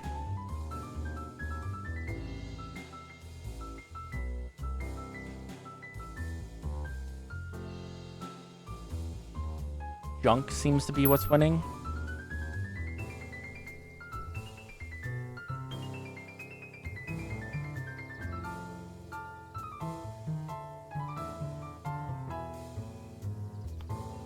Question, do you actually say crooked by dropping the E, like, or are you pronouncing the E like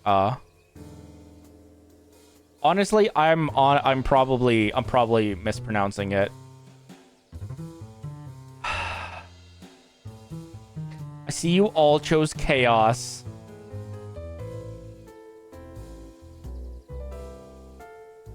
I was gonna say, this is the same shit that happened in the Discord. Maggie, and I'm a very good puppy. This is the same thing that happened for the Discord name poll earlier. We had there's now another vote, but we had literally a three-way tie between all three of the names.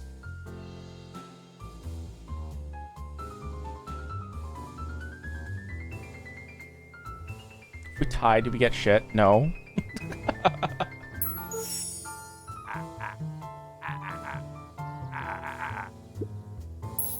Okay, I do want to see if I'm right, and I will do the last ones. But if I'm a quirked up lamb busting it down Skibidi style to be goated with a sauce. Aw. Okay, let's see what he says. Fight. Fight! Done enough fighting for one lifetime. More than my share of losing.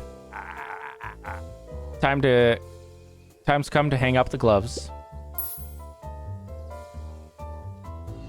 You know there wouldn't be a tie in Discord if you let us call ourselves pooplings. See, but the thing is like that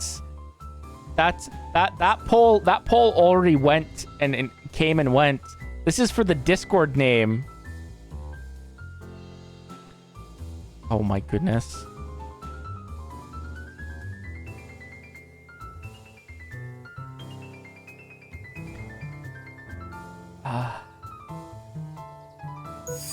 Hide. Jeff's brow perked up. What'd you say?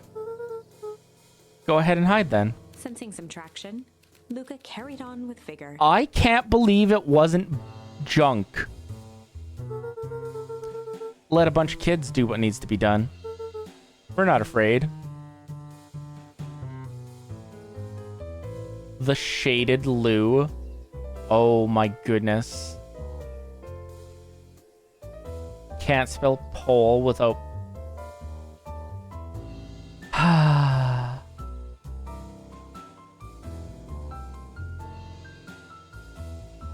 We're not afraid. Jeff's scowl faded with a sigh. Say what you will about old Jeff, and they all do. But you'll never hear him say, I hid from nothing. One good stomp of the foot was all Jeff needed to drive his point home.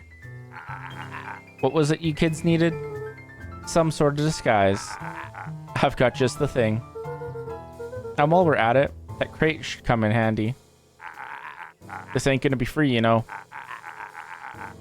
I'm thinking 5 bags of sour gob should cover it. What is this game actually? I think I've never seen it. It is a choose your own adventure style game. Once we're out of this dialogue, I will pull up the tree and do a little bit of a better explanation. Put it on my tab. Luca offered out his open hand to seal the deal. With a firm and dusty grip, Jeff reciprocated. Like Slay the Princess? I've never played Slay the Princess, so I have no idea. Done. Swing by first thing in the morning. Alrighty. So, it's a very good timeline jumping narrative game. Interesting. Maybe then? So, the way this works is each one of these flowers represents a choice that we had to make. And you can only make choices once you've unlocked these badges that you see on the right-hand side. So, when we started, we were here, and we had to do these 2 choices. And that got us an ending, 2 different endings. We didn't have Malice unlocked. So now we're playing through the Malice storyline, which should unlock 2 more endings. And should be the final endings. But like playing through each of the endings is giving us more and more information. And it's almost like we're supposed to have seen all the endings too, because the narrator keeps referring back that we have to keep going back. We have to find out the true ending. So it's very interesting. I've been enjoying it. Will the Slay the Princess has many content warnings? Oh, nor. That sounds like a game that if I was ever going to play it on stream, I would need to look into what said content warnings were and determine if I could play it on stream, at which point I'd probably just play it off stream and enjoy it there, where I wouldn't have to worry about it. Slay the Princess was an experience? Oh no. A good one, but still an experience. I will have to look into it. Oh wow, it wasn't hard to find them at all. Hey Tish, look who it is. Luca, are you trying... Wow. I failed that. Luca, are you here to try and tickle us to death again? Look, just hear me out. Iggy raised an eyebrow suspiciously. We're listening. Iggy, I know we've both been giant bags of... Ooh, shit. Well, I know what you guys are going to pick, so I'm not even going to ask. Shit to each other. Iggy gave a reluctant shrug. You're not wrong. But lately, life has been kind of... Ooh, boy. Okay, see, this makes me think that this is the path to the true ending. I would have picked Malice Trust. Uh-huh. Uh-huh.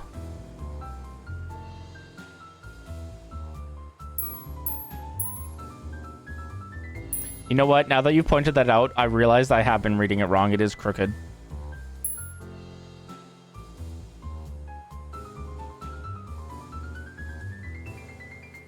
Reading is hard.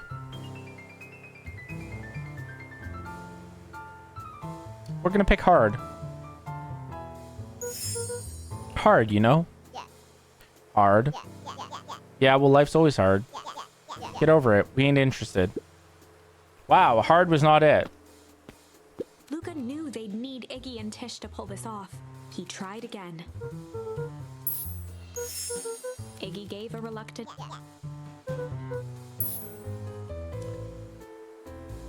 All right, what do we want? Do we want strange or crooked? I mean, it could be a dialect thing. I think it's more so my brain.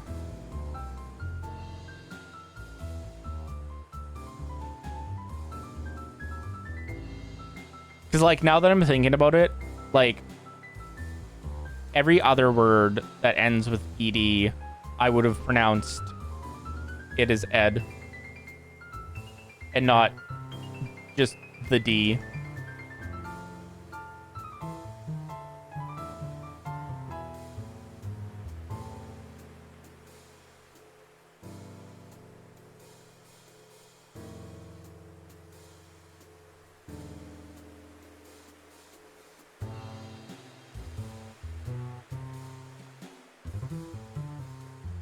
What about baked?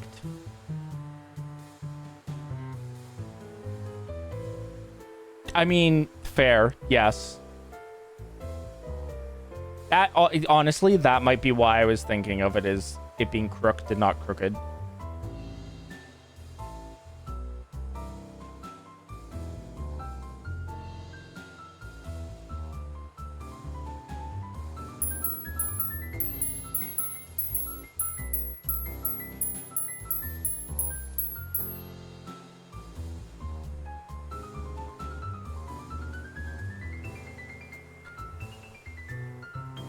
English is hard. It really is. It's basically just 3 languages in a trench coat.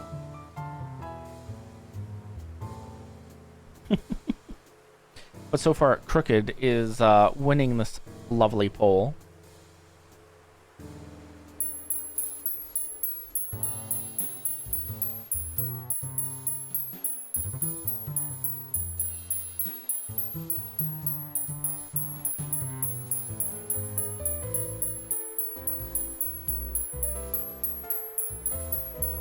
I feel like crooked is going to end up being the right answer. Yeah. Crooked, you know? Crooked. I can't believe that strange is the correct answer. Iggy gave a reluctant... Hold on. We're just going to do this because I want to see what he would have said if we picked Malice. Wow, Tish, smart guy here. With his smart guy words. Thinks he's impressing us. Scram, we ain't interested. Damn, he just tells us to get bent. Strange, you know? Iggy considered the point. Things have been weird around here.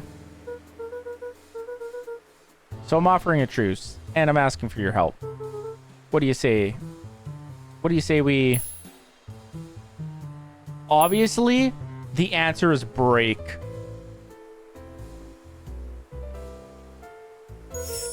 Break our hust. Oh, no, no, I fucked up. I fucked up. We do like breaking things. Even if a truce means less breaking things. What if I told you there was a way to have a truce and to break stuff? Go on.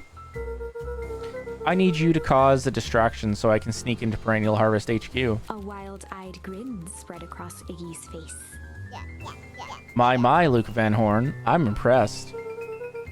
And after this is all done, maybe you and Tish can come hang out at the treehouse sometime. Iggy glanced over to Tish, who nodded in agreement.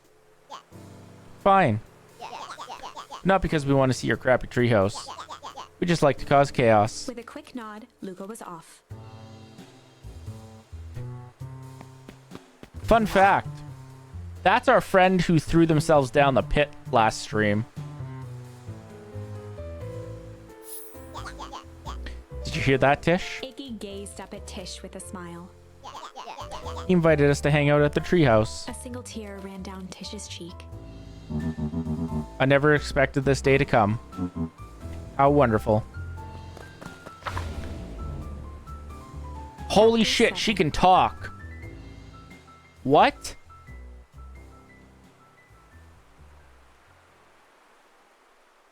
Into the hive.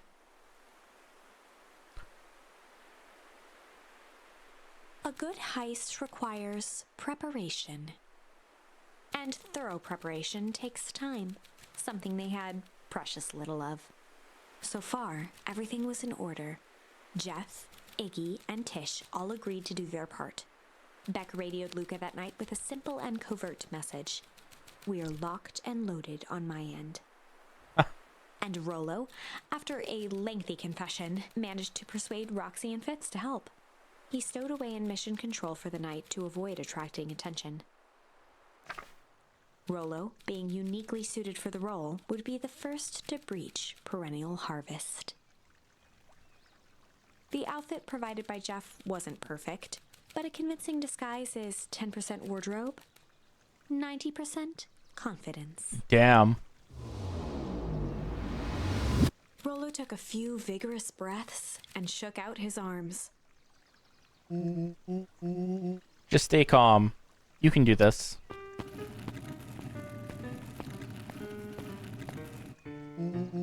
Got your delivery here. Delivery? I don't have anything in my notes about a delivery. One moment.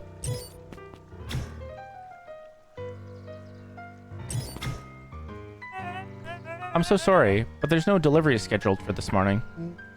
Right. He had to think quick. That's because this goes directly to the founder. He asked it that it be kept secret. Rollo sighed, adjusting his tool belt. You know how the founder can be. I suppose we can leave this one off the records. Our harvest awaits and such. With a stroke of his mustache, Rollo proceeded into the Perennial Harvest headquarters. Why the fuck was it that easy? Our harvest awaits. Package here for the founder. Oh, I didn't hear anything about... Yeah, this is a need-to-know kind of thing. I'll just check. He stammered and flipped through the pages of his clipboard. This goes directly to the founder. I don't have time to fill you in. Oh, I see. If you could just complete this form. Rollo interrupted with urgency in his voice. Every time with the forms. Look, if you want to explain to the founder why I'm late, well, it's your funeral. I'm sorry. What did you say your name was again? Rollo panicked. What is a perennial harvest? Evil company. Our harvest awaits, sir. That is a restricted area. Excuse me, sir. Our harvest awaits. Ready to light this candle, Tish? Yep. Suck on this, perennial ham fist.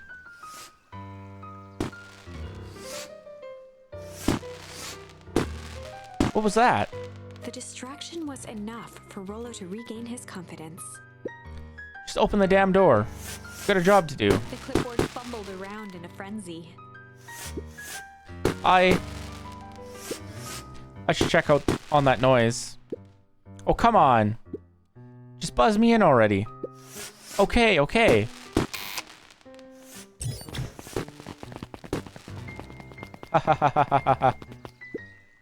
Phew. That was close.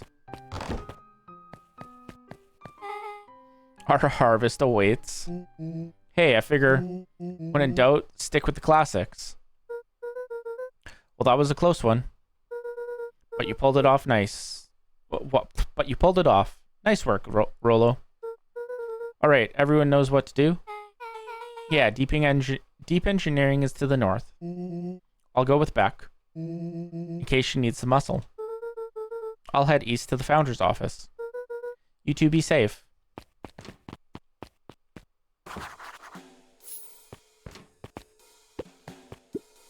That's odd. Not even any cups for the water. That is odd.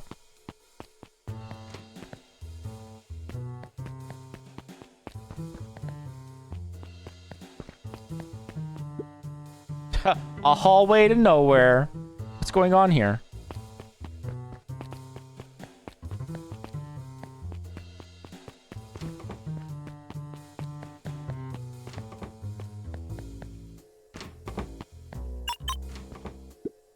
Solomon? Solomon stopped in his tracks. Luca? What are you doing here? It's a long story.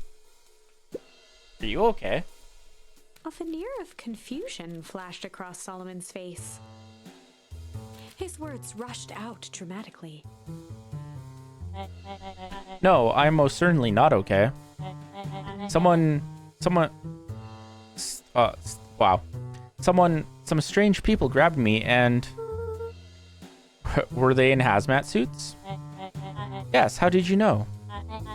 They brought me here and locked me up, and when they were distracted, I ran. Dang, okay. You should stick with me. We've got a plan. Solomon's facade briefly faltered. We? Yeah, Rollo, Beck, and I are headed to deep engineering. Thank heavens you found me. Gotta get out of here. Can't leave just yet. But they'll catch us again. I gotta do something first. When you were running, did you happen to see a door marked Founder? Founder? Why are you looking for him? I'm not. I just need to get into that office. I like that we didn't mention him. Now that you mention it, I do think I saw a door that said Founder. It was just down this way. Luca happened to notice a plaque above the door. Office of the Founder. Knocking comes with consequence. Oh, here it is. Oh my goodness. So it is. Pretty lucky that I ran into you, or else I might have missed it. Truly fortunate. Luca tried the handle. Locked. Solomon leaned forward to examine the mechanism. Regrettably, it seems to be some sort of electric lock. I don't see how we could possibly defeat a lock like that. Luca smiled and looked at his watch. Let's just wait a minute. Wow, let's just wait a minute.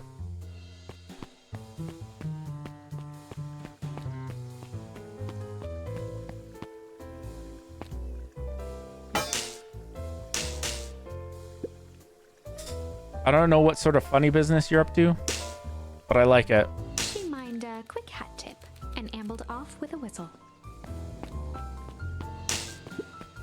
Howdy. Good afternoon. The light on the keypad changed from red to green. How did you do that? It's good to have friends.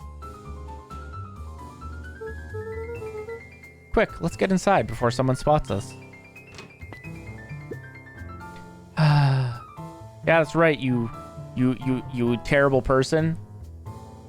All of your plans are going to shit. Luca switched on his walkie-talkie. Progressive vandalism. Rollo, I'm in. As expected, there's a control panel. Great timing. We're stuck at a locked door marked 2461. I read that very wrong. 24601. Need you to get us through. What if someone catches us? We should get out of here. I'm not leaving my friends, Solomon. On the computer screen, a green cursor blinked in a password field. Surely you don't have a way to get around the password. Luca pecked out his best guess. Underground secrets. The screen blinked to life. Columns of green numbers glowed on a black background. How? How did you just guess that? Oh, it's this absurd password Rollo heard when he was down here before. It's funny how someone arrogant enough to call themselves the Founder uses such a basic password. Or they were thinking several moves ahead, not expecting anyone to guess something so simple. These villain types always end up outsmarting themselves. Solomon's jaw clenched into a half smile. Powers of deduction are as impressive as your luck. Luca quickly scanned the columns for number 24601. Rolo, I think this should do it. Bingo bango, doors open. Luca, you never fail to impress. What is that slippery lout even doing down here? We have a friend whose mom is in trouble. We're here to get her out. I see. Solomon fighting the aneurysm rate, right? Okay, Luca. We're close. Next door is marked 138006.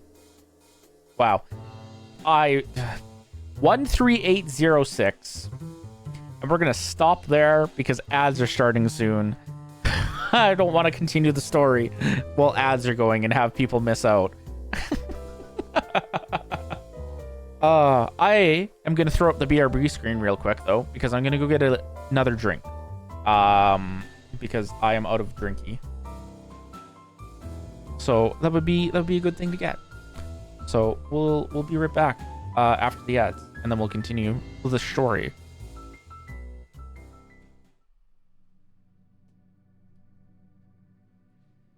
Is it tea?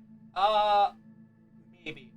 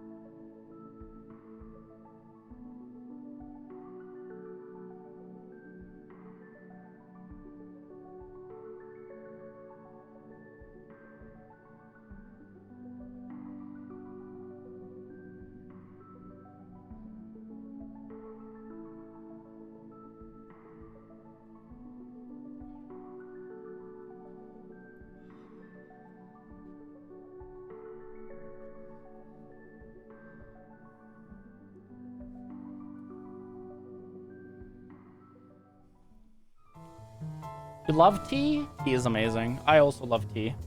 Also, it was tea. I said, fuck it, it's a Thursday. Tomorrow's Friday. If I can't sleep correctly tonight, I can always take it easy tomorrow at work. And, drink more tea. So we made the last of the vanilla matcha that I had. Which means that the next time that I make tea, or at least matcha, I will be trying the pumpkin pie matcha that I have. So I'm kind of excited for that. Because it sounds delicious. Once again, Luca scrutinized the numbers on the screen. In that moment of distraction, Solomon reached forward and pressed a large red button. Maybe this one opens the lock. Crap, we've got company. Luca, must go faster. One sec. I can't think with all this He noise. quickly skimmed the screen with his finger. Here it is. 13806. Go, go, go.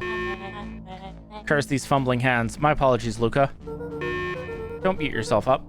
I know you were just trying to help. Trying to help. Uh-huh. I don't think he's trying to help at all. Oh man. No water cups. Rolo.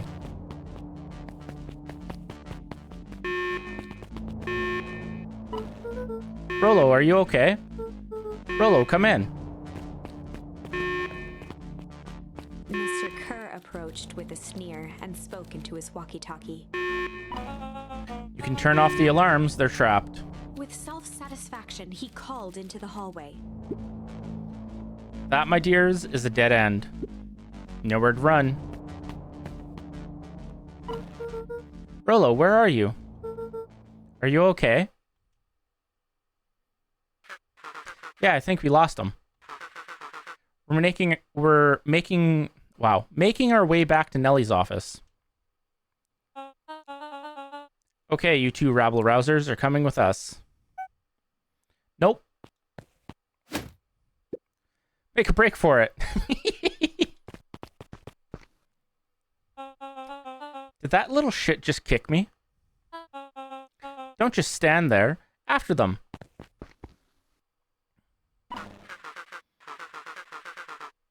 Okay, I think that worked. Roxy and Fitz have them on a wild goose chase. I'm having trouble following what just happened. Like I said, it's good to have friends.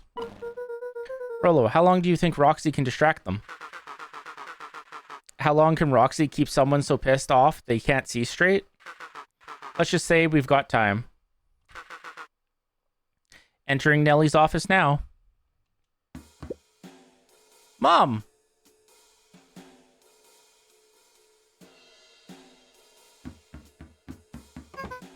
Oh, honey, what did you do to your hair? I thought you'd be happy. I'm finally using the Young Chemist's lab kit. Sure have a knack for making me incredibly proud in the most frustrating ways. Oh, no. We need to get you out of here. We? Who's your adult friend? Oh, I'm not an adult. Ever heard of a growth spurt? I've had more of a growth spew. No, that's not possible. Nellie leaned over to examine his teeth. Substantial banding on the enamel of the molars consistent with Tempest liquamine exposure. That what you call the gunk they forced me to drink? You drank it? Oh no. They told me it was only being tested on plants. Oh, Beck, sweetie, I promise I didn't know. Mom, what the hell is going on at this place? I was brought here to work on the discovery of a lifetime.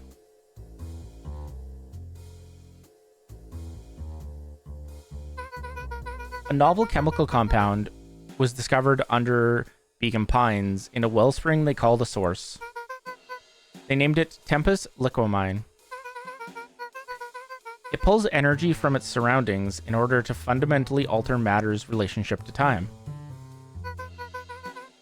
It was the secret to Valentine's fertilizer.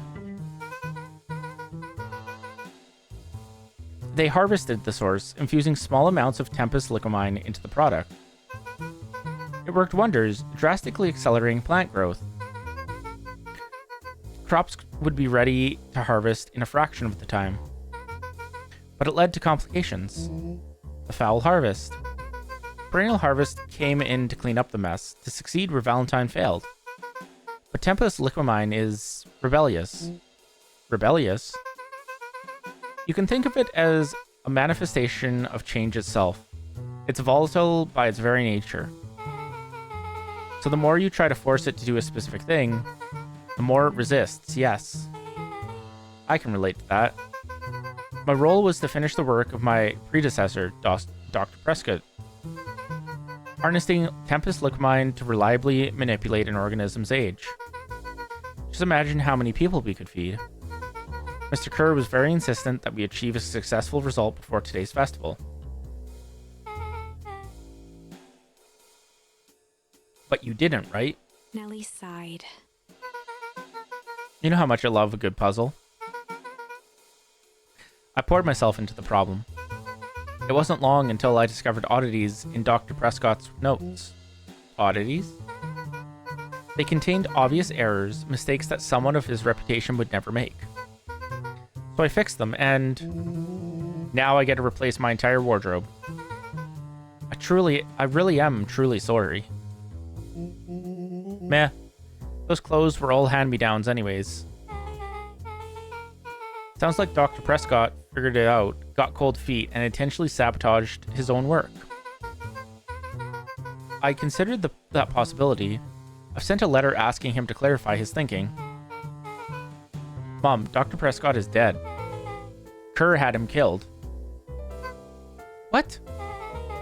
I overheard them talking about it on the radio. That's why we gotta get you out of here. Like now. Wait, the vial. I finally solved the chemical equation, allowing direct control of aging. Mr. Kerr picked it up just before you came. All the more reason we gotta hightail it. Luca, we got Dr. Modwell heading your way now. Ethan! Thank you all for collecting your daily poop. Thank you for collecting your daily nourishment and your daily poop. Roger that. Be careful. Alright, everything's on track. And what is your plan for escape? We'll go over everything when they get here. In the meantime, maybe we can dig up some more some more info. Hello, dear Faun. How are you doing, Dazen? Malice 80 proof whiskey. A hard drink for a hard man. Wow, even his alcohol is arrogant. Solomon muttered inaudibly. I should just smother you right now. What's that? I'm good. How are you today? I'm doing pretty good myself. We're getting close to beating the silly book game, which would be nice because that'll be one less game on the backlog.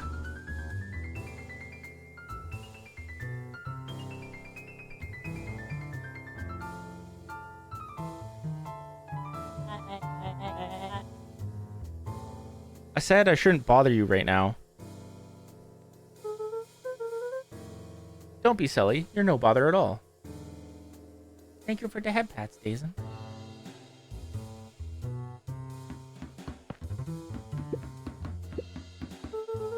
Let's see what else this bad boy has on it.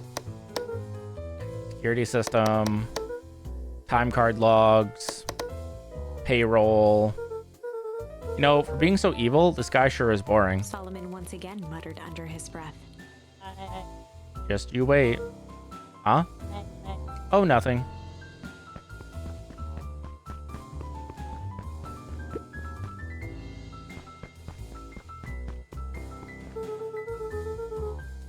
It looks like the founder was helping Kerr plan the festival. Why would such a secretive leader be obsessed with a party? Only time will tell. Luca held his hand up to the ashtray. Still warm. Must have been in here recently.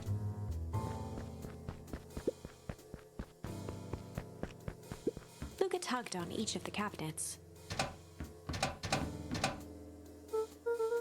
Dang, this must be the good stuff. They're all locked. Perhaps he's not as careless as you suspected.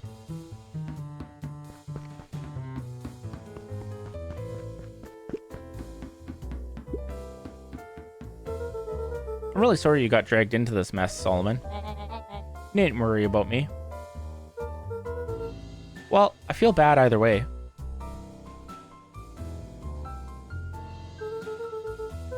We're gonna get you out of this, I promise.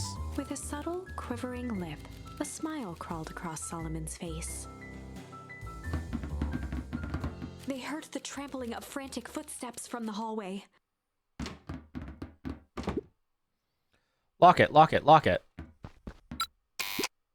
Locked. That was close. When we left Nellie's office, it was swarming with clipboards. We barely got away. Did they follow you? Rollo. Before we start tossing blame around, it is possible someone ordered a pizza.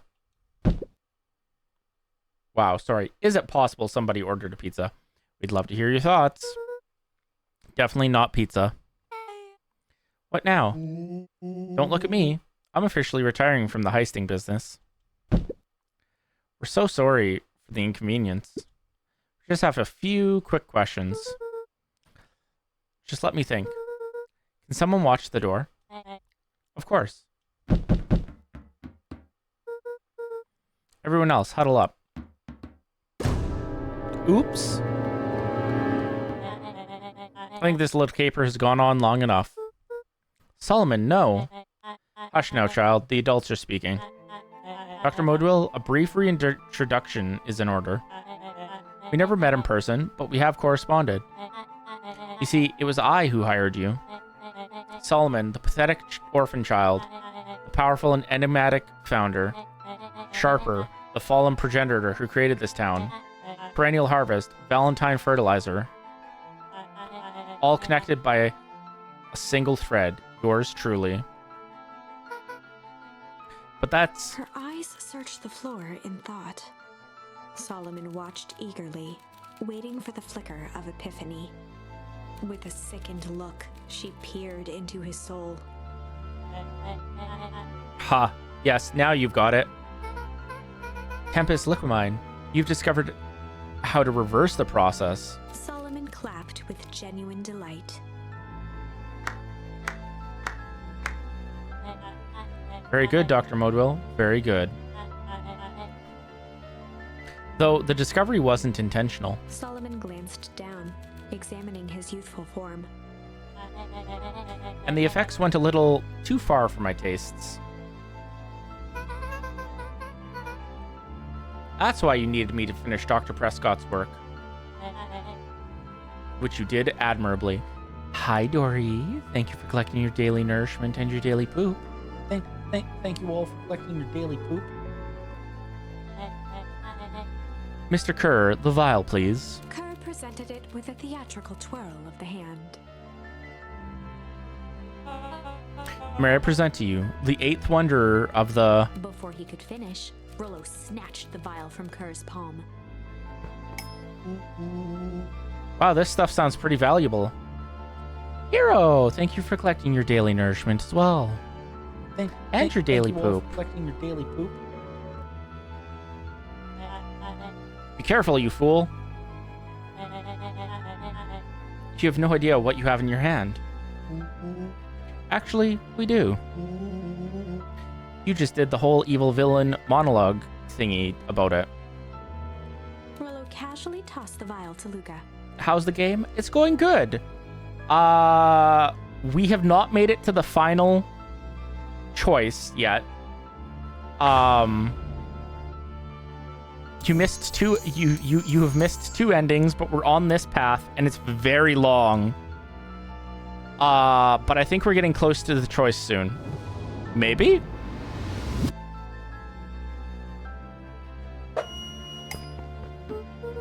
Gosh, maybe I'll have a taste. Luca jiggled the vial mockingly. Seize him. Luca, over here.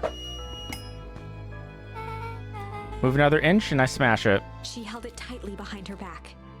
Is it traumatizing? Not as traumatizing as last stream was. We had one ending so far that was... It seemed like it was a good ending. And then it wasn't. But it wasn't traumatizing. It was very much just like plot twisty. Which we've already had that revealed so far. So, you know the little dog that's on the screen? And you know how we've seen him around town? And you know how there's been the nods to the previous, like the founder of the city? And how he was a bad person, in quotes, and it was all his fault for everything that's happened? Yeah, that dog is the founder. Also, Grandma is Mum.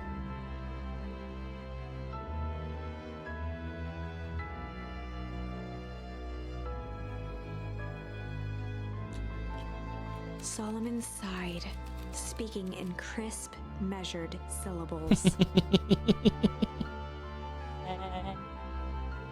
You have no plan. I'll smash it, I swear. Fine, risk killing us all.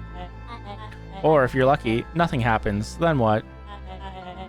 We capture you and grant you much less leniency. He pursed his lips with feigned sincerity.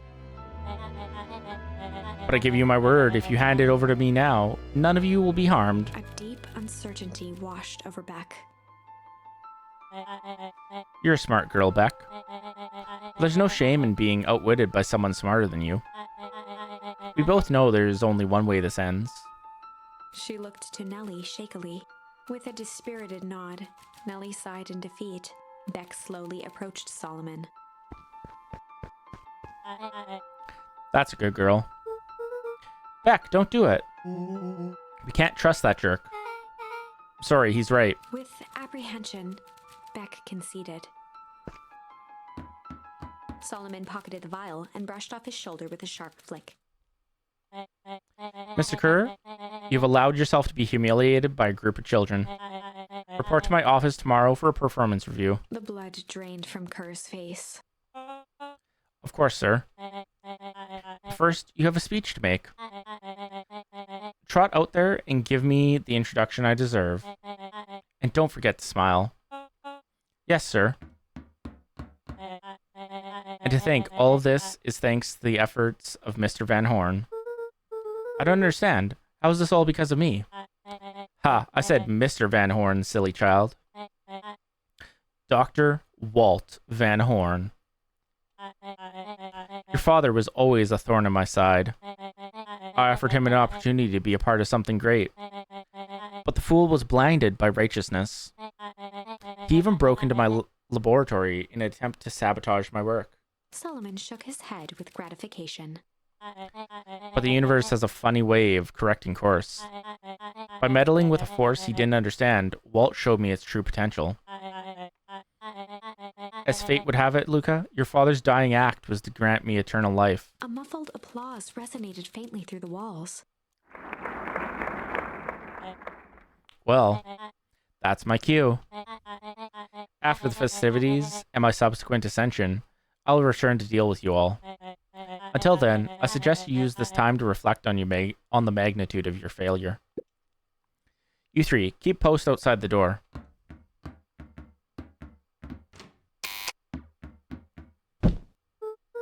Well, crap. I can't believe Beck sold us out like that. I'm not sure she had any other choice. So what now? What's the plan? I don't have one. Of course you do. You always have a plan. Rollo, you just need some time. Rollo, it's over. We lost. Nellie was staring at the floor, deep in thought. Sorry, Luca. Give me a minute to calm my mind.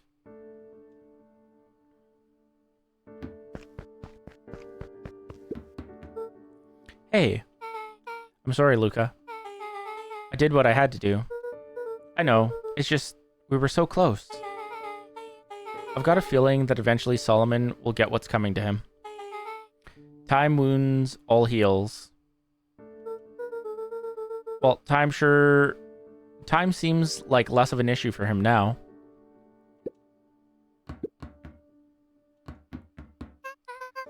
Luca, there's something you should know. After Mr. Kerr locked me in that office, I had nothing but time and curiosity. I poked around a bit, hoping to find a means of escape, but I found something else. A note, hidden in a false drawer. What sort of note? Dr. Prescott must have sensed his time at Perennial Harvest was growing short. So he left behind a letter, with the hope it would be found by his successor. It was a confession of sorts. He left it for me, but its contents? Luca, I think they were meant for you. What? Oh, wow. Why? What did it say? It was about an incident with your mother. Dr. Prescott found her in his lab with a stolen keycard. There was an accident. She had been exposed to extreme amounts of Tempest liquamine. The color dropped from Luca's face. Did she? She survived. Dr. Prescott decided to help her recover. He no longer trusted Perennial Harvest, so he kept her whereabouts a secret. Over time, your mother led him to reconsider the purpose of scientific discovery. Science is often at the vanguard of change, but that doesn't mean it's always right. He realized that no one should have control over something as powerful as time itself.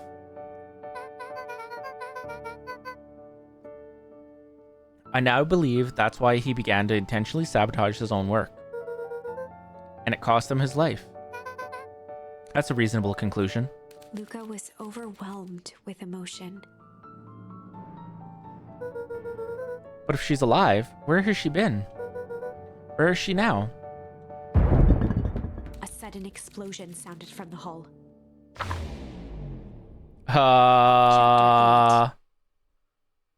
Comeuppance. Uh-oh? Ears still ringing, Gran picked herself up off the ground.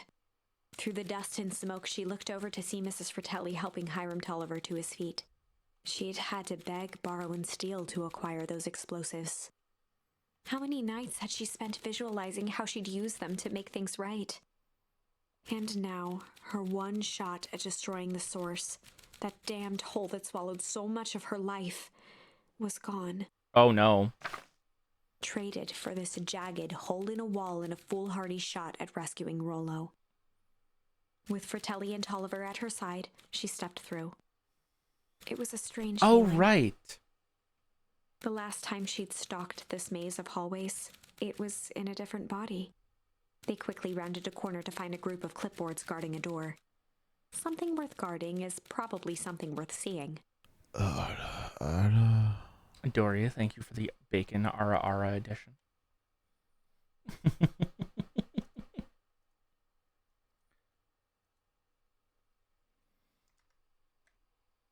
I hadn't heard it yet.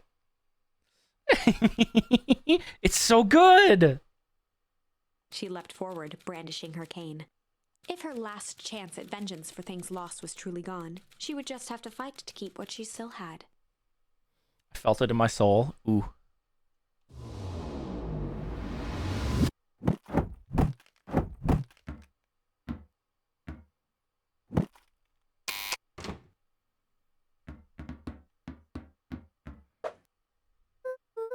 Gran, what are you doing here? Luca, what are you doing here? We're here to save Nellie. We're here to save Rollo. Hey, Miss Luca's Gran. That's awful nice of you. But I'm fine. Oh no, what did they... Gran, there's no time to explain. We have to go now. Come on, everyone.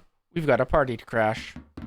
They made their way out from deep within Perennial Harvest, just as Solomon finished up his speech. Thankfully, we can dispense with formalities from here on out. Solomon pulled a glass vial from his pocket. We've got to stop him. In one smooth motion, he downed its contents. A triumphant smile grew across Solomon's lips. No! Well, I guess that's it. We lost. I wouldn't be so sure about that.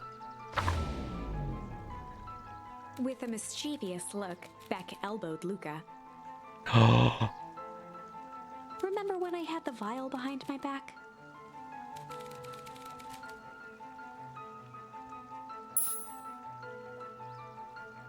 There's 3 choices!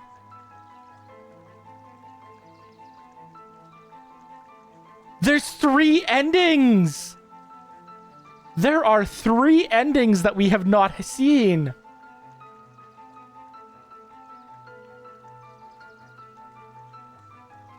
All right. What are we starting with? Let me...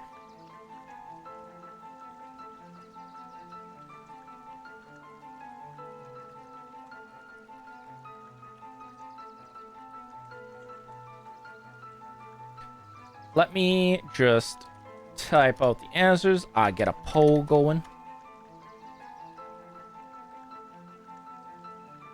Do a 2-minute poll. What are we picking first? Where are we starting in this journey towards the end?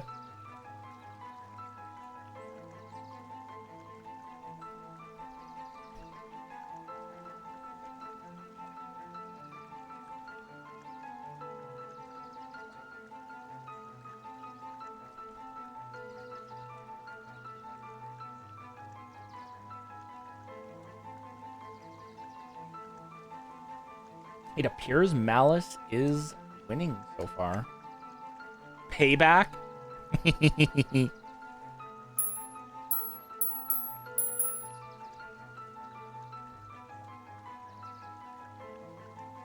This is perfect time. Perfect time to... Oh my...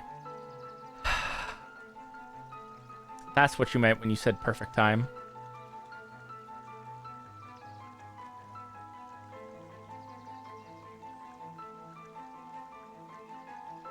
What's the easiest building to lift?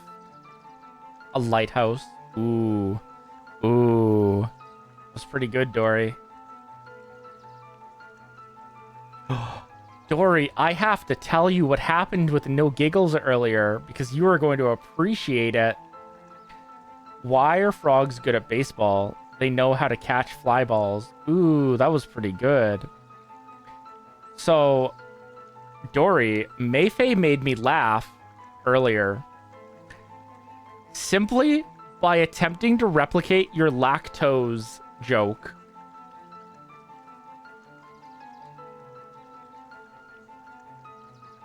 It was so good. Ah, lactose intolerance. True. Malice is what we were going to pick. But see, Dory, if I don't laugh, then we get to bring up the wheel. Slurp. Why do sweaters tend to hang out together? They're pretty close-knit. Ooh. No, I'm hilarious. Dory, you are pretty hilarious. I feel like everybody in chat can be very hilarious. However, I feel like this is a time that I am going to win. Why do ducks have feathers on their tails? To hide their butt quacks.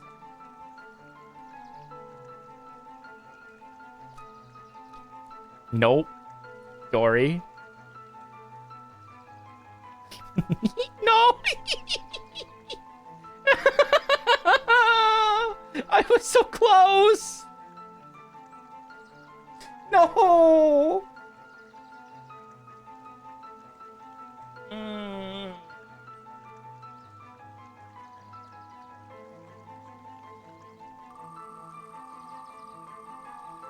1 sec. Yeah, you had 1 second left. Also, I upped the time that it spins for because why not? Chaos.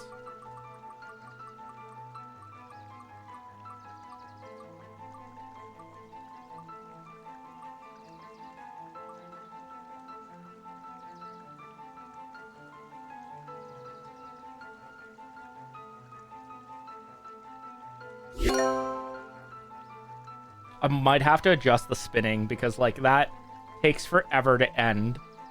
Oh, nor, Maggie, you had to laugh. Dory was dying on the couch, so I knew you couldn't resist the butt quacks. I mean, butt quacks are pretty hard to resist. Yeah, hold on.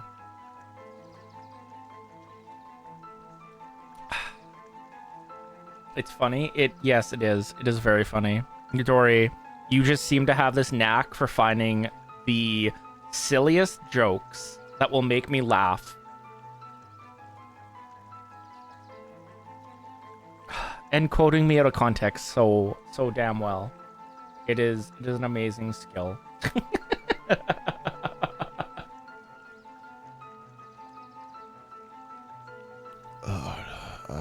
Hi, Bacon. She gets in between the quacks, you know. Oh my goodness. Oh my gosh.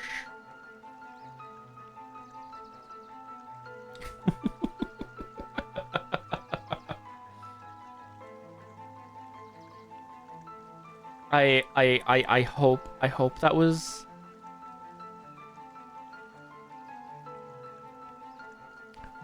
Hero the same level as it was when I did the same thing in his chat earlier today.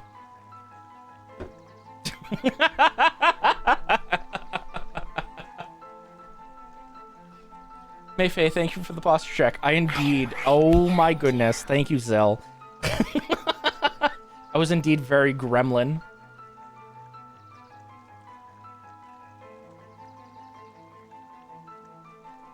Oh, actually, Dazen, that reminds me, I need to double check to see how much Emmett time we have left, because I know he was getting kind of low. Actually, we might be able to last until he resets. He has 16k. Dazenhar or sorry, asked 6,000. me, Emmett, why can't Maggie stop giggling? Are you concerned for them? Ah, I see you've noticed Maggie's uncontrollable giggles. It's almost as if they find the mere mention of butt quacks utterly irresistible. I'm not particularly concerned, though. It's likely just their dear. Like nature. showing through. Maybe the thought of chat collecting their daily poop or nibbling on their horn moss is simply too amusing to resist. Let them giggle away. Emmett, what the actual fuck? Why the fuck did I laugh at butt quacks? Because you know the joke, Bacon, about why ducks have feathers on their tails. Zill, thank you for collecting your daily nourishment. Don't worry, Maggie, I also laughed. It was so good. All right, poll was over. Malice was the winner. I might have tweaked his wonder potion with a little malice. What's going to happen to the doggo? Malice, the whiskey from his office? Yep. Oh, right! I forgot that the whiskey was called Malice. I vanished for a bit now. Okay, enjoy your lurk, Dazen. Why did we win on the punishment wheel? What did we win on the punishment wheel? Dory, you won a boon. I did a little compliment. I said you were very funny. And you come up with the silliest jokes that make me laugh.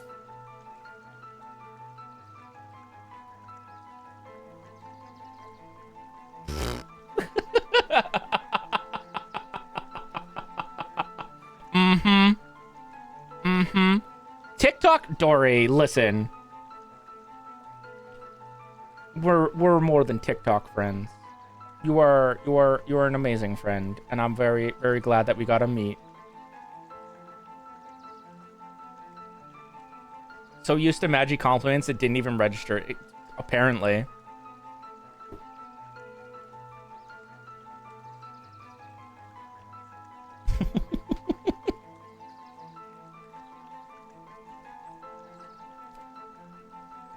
Thought Maggie was just stating the obvious. No. Yep, dude had an unfinished glass on his desk. Stating the obvious? I wasn't just stating the obvious.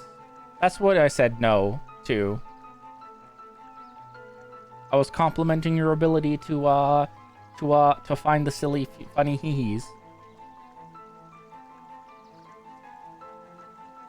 Okay, fine. I'm confused. I'm so confused.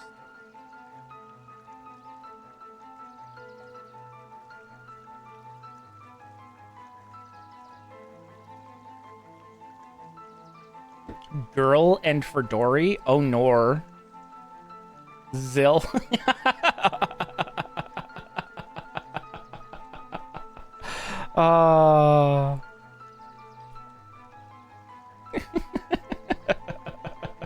Two can play at this game? Oh my goodness. Are you guys just gonna redeem back and forth?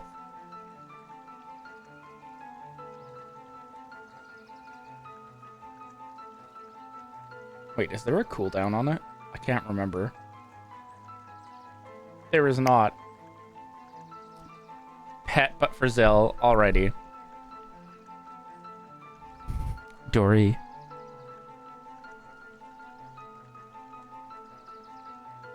I'm trying to think of what to say before I just go and say good girl, and I can't think of anything.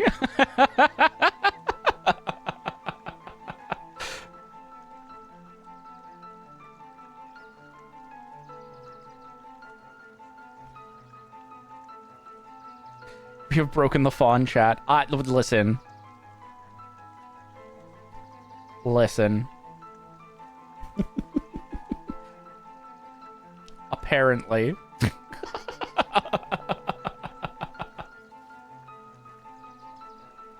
Listening to? Oh, good girl. And Zill, are you being a good pet right now?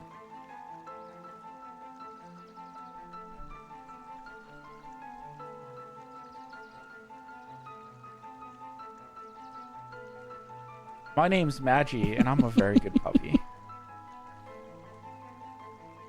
Oh my goodness. Me? Pet? Yes, you pet. Pet to who? pet to whoever you want to be a pet to.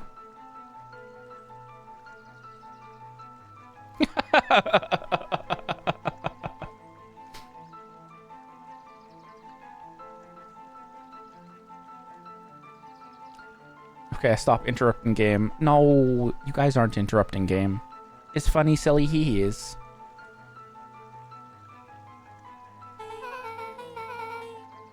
I figured his grow juice could use a little hair of the dog.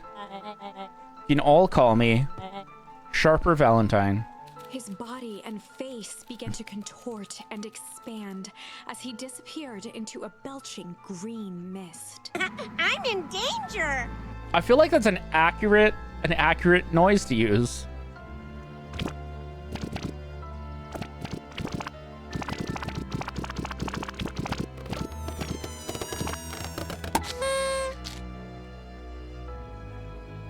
Huh? Did that man just explode into confetti? Now that's what I call 80 poof whiskey. Damn, dude. The crowd gazed in stunned silence at the now empty stage. The quiet was broken when William Kerr sprinted off stage and into the distance. Rolo, you just killed a man. Actually, it wasn't even Rolo, it was Beck.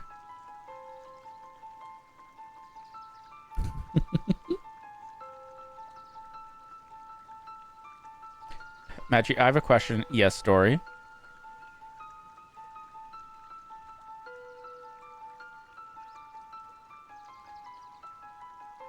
He was never seen around Beacon Pines or anywhere else for that matter again. Do you want people to be able to multi-vote on Discord? I do. Why?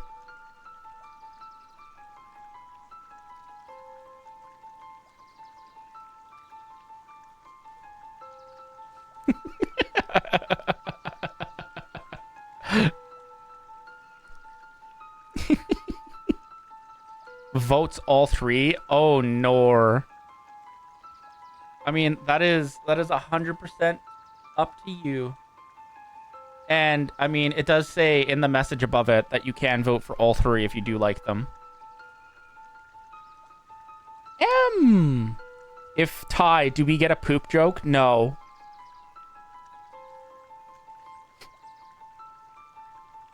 We don't talk about the sass. I don't know how to read.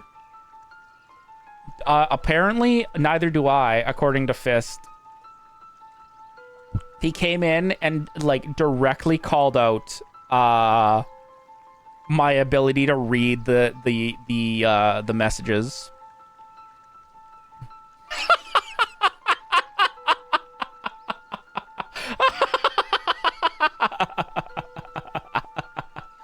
Oh, how are you doing? How are you doing, Em? Also, Zell, yeah.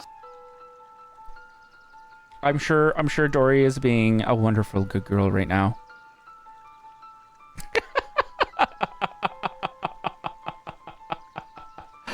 Oh my goodness. Stop, you say that. My heart can't take it.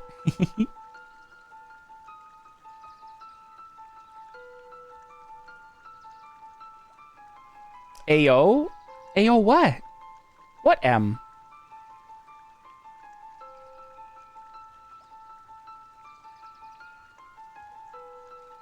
Why the AO?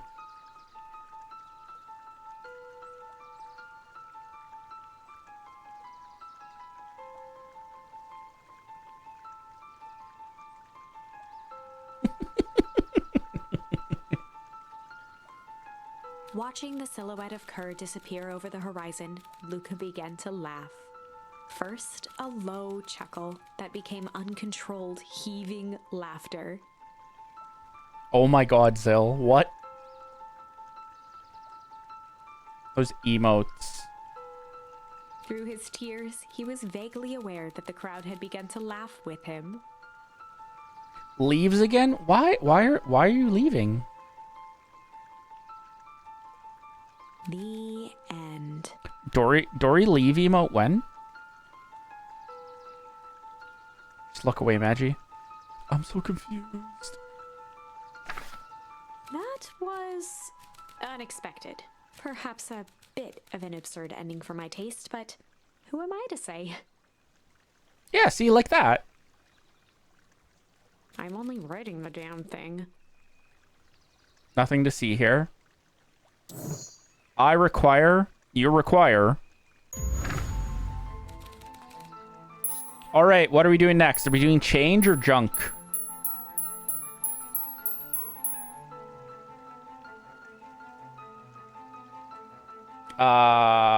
Just so it's not a whole bunch of things in chat, I will do another poll. I think 2 minutes is too long. Let's do just like a whole bunch of messages, and it's easier to keep track of. Listen.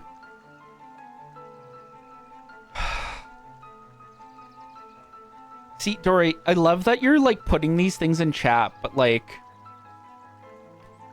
you know that if you were making clips of it, I would be uploading them at some point.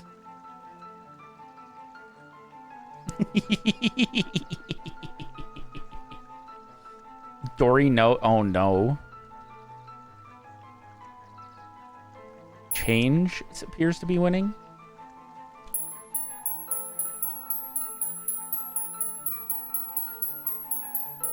I really need to get a Magi Note emote done at some point. See, Zill has one. Magi Poop? No. Dory, no. Change? All right.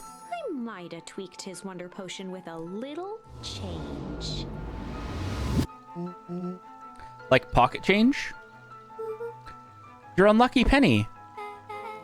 Yeah, I plopped it in the vial when no one was looking. What's that gonna do? No idea. That's the beauty of science. Now we observe. I did make it myself, though. I mean, it's still pretty good, Zill.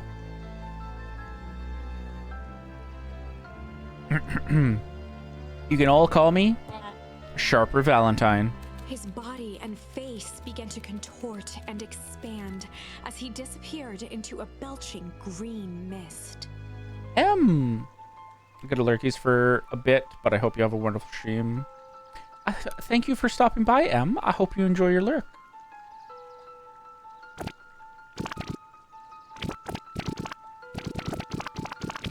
It's the noises Dory hates. Wait, no! No way! What do you mean, why? You said you hate the noises. Holy crap, he's a baby. Yeah, but he's still Sharper, right? What he was no longer matters. This is an innocent child. I apologize for all the harm my father has caused you. Eris awkwardly cradled the squirming child. She looked to her brother, her voice shaking with uncertainty. Augustus, what do we do what Valentines always do. What must be done? I'll hurry home and prepare a crib for father. Young Sharper. That would be a great help. Thank you. She looked back down at the infant with equal parts kindness and terror in her eyes. With a shake of her head, Eris addressed the crowd with a stern scowl. Okay, everyone, the show is over. You may leave now. Was that the good ending? Epilogue. Wait, that was the true ending.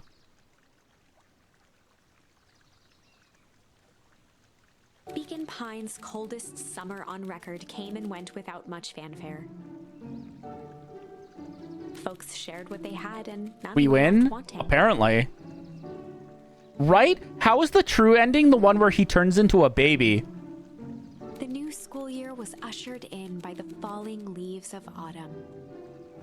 After everything Luca, Rollo, and Beck had been through, middle school was bearable. The chill of winter didn't seem to bother people much. They kindled a hope for a better future in their hearts. When spring arrived, farmers planted their crops with a sense of joy and optimism. And as the dawn of the first day of summer came again, its light slowly spread through the shallow valley. It crept over the town square, across the river, past the neglected welcome sign, and came to rest on a young boy sleeping at dawn. His mind at peace, knowing he is here for a reason. Wait, it's not over. Did we ever figure out what was up with the author or the source and its weird illusions and the resets and whatnot? We have not. Maybe we find that out now? What do you mean I don't take commissions?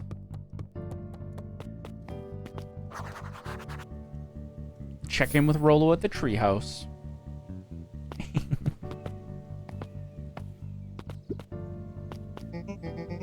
I hear you and Rollo have big plans for that little treehouse. Yeah, it started getting crowded after we revoked the max capacity 1 Rollo, 1 Luca rule. So we decided to expand. But at least we got some help with that. How's the internship at Nellie and Ilona's shop going? It's been great. I'm hoping it helps me get into that school of agriculture up at State. Also, Nellie said she'd write a letter of recommendation, which would be huge. Huh? Rude, huh? What? Huh? I just can't help but worry about leaving Rollo. He's grown up so fast, but he's still my little brother. Yeah, he had a heck of a growth spurt. I don't mean grown, literally. This morning, he was up and finished his chores before I even had breakfast. Well, some of that might be his excitement about the treehouse renovations. Don't tell him this, because it'll go to his head, but I'm really proud of that little punk. I'm sure he feels the same way, but he's just too dang proud to tell you. I know.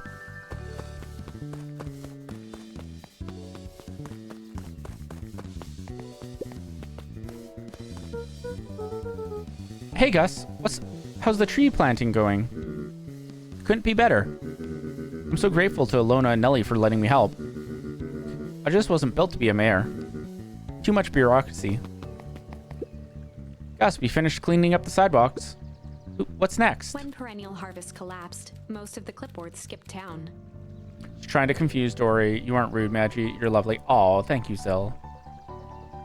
But some stuck around and dedicated themselves to making things right.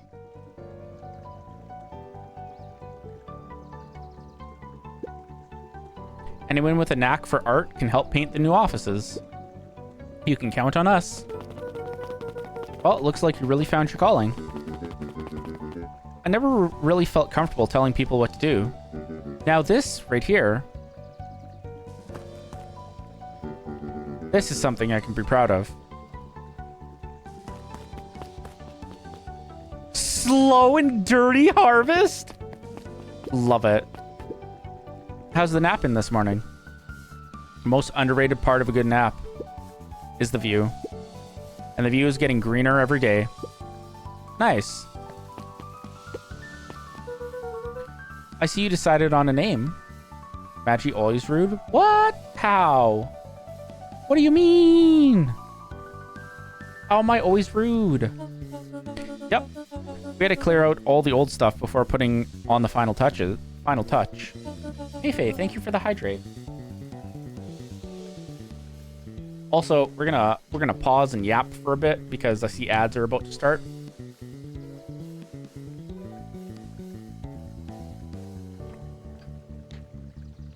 Perfect?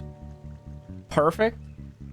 Is it perfect because it's time for Dory to redeem no giggles again?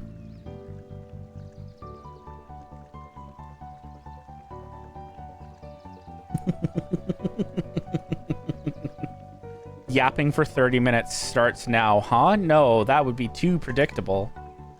Uh-huh. Oh, look. Zill has redeemed no giggles. Aw, jeez.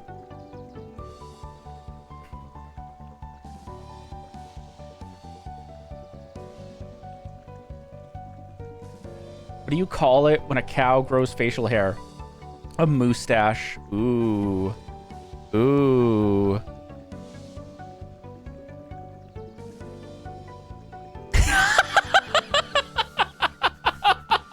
Slow and Dirty was my name. God damn it, Belzy.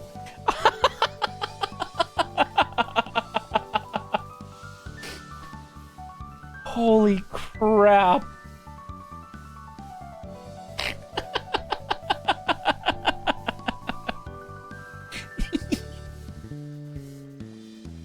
Did you hear about the two robots that got into an argument? It was an ordeal. Oh god, that was great, Dory. All right. What do we win?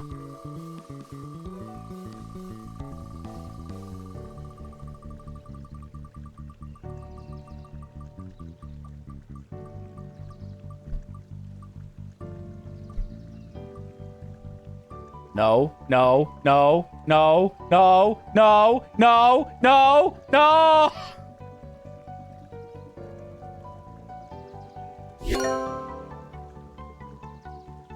Ah, crap. What is this one again?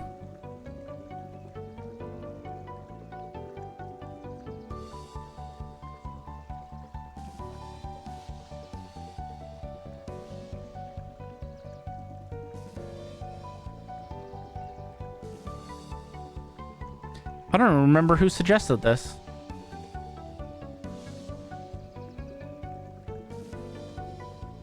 Say ooh after everything for an amount of time. I'm guessing it's probably like the nya.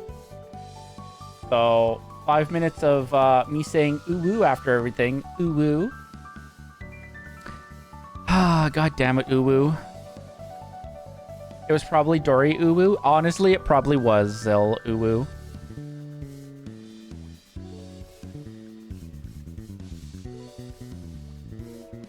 At least, I don't ever have to worry about uwu being stacked with nya, because that would just be hell uwu.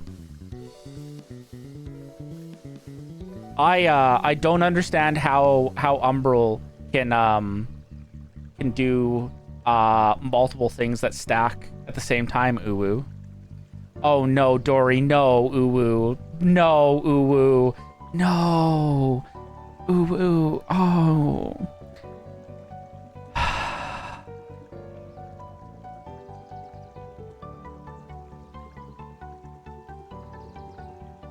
Okay, Maggie soft voice ooh-woos now, ooh-woo. Oh no, ooh-woo. Also, I'm glad that got you, or I'd have to leave in shame, ooh-woo.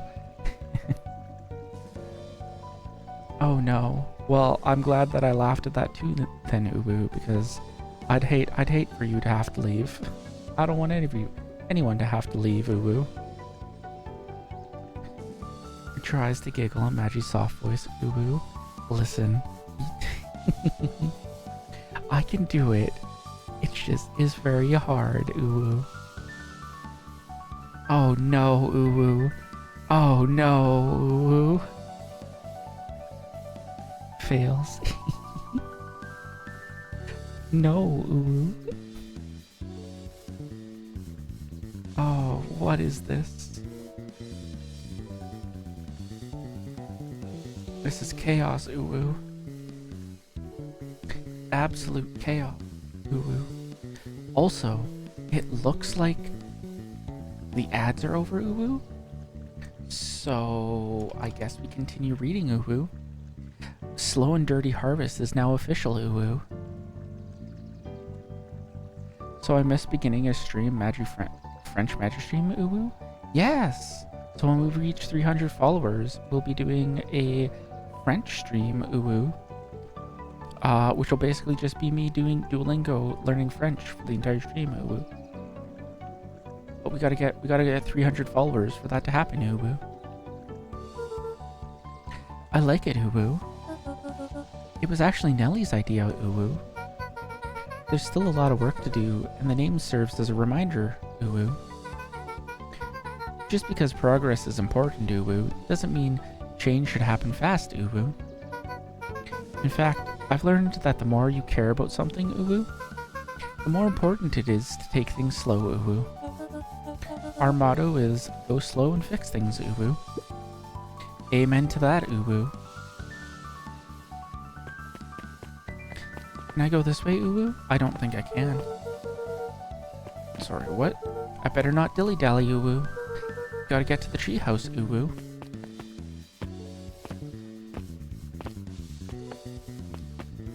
I just want to cross the bridge, Uwu. Let me across the bridge, Uwu. Hello, Uwu? Oh, can I talk to you? Luca, get this, Uwu. I managed to reel in an actual fish this morning, Uwu. Wheel is still up? Oh no, Uwu. Thank you, Uwu.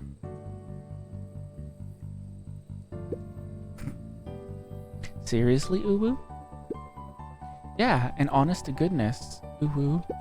Flip-floppin' Uwu. Swim-swammin' Uwu. Fish, Uwu.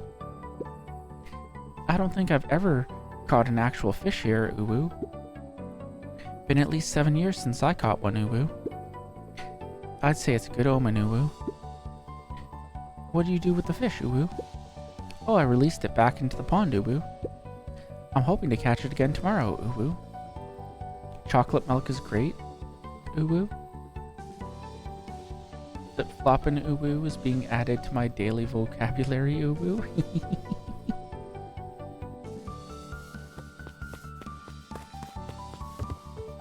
Holy schmackaroni, Uwu.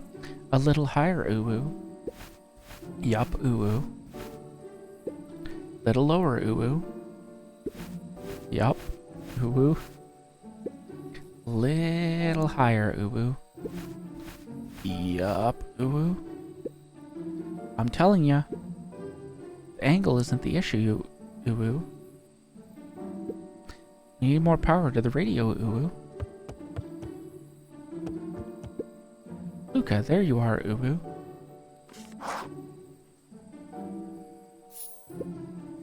Would you tell him it's not the angle, Uwu? Hey, I'm not in charge of an antenna redesign, Uwu. Fine, fine. Iggy, just, Uwu. Don't do anything drastic until we get back, Uwu. Ooh, me? Uwu? Tish, you're in charge while I'm gone, Uwu. Yup, Uwu. They'll be fine, right, Uwu? It'll be fine, Uwu. We really want mission control to turn into something bigger and better, Uwu. We have to loosen our grip a bit, Uwu. Oh my god, I'm free. Dory, I've learned to not read chat sometimes. You're not getting me with that.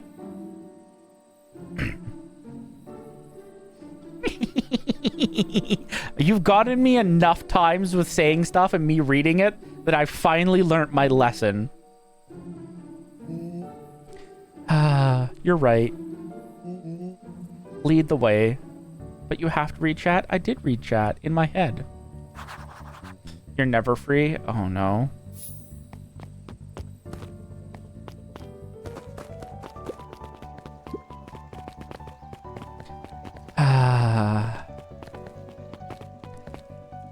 I'm Magi, and I'm a sub Uwu.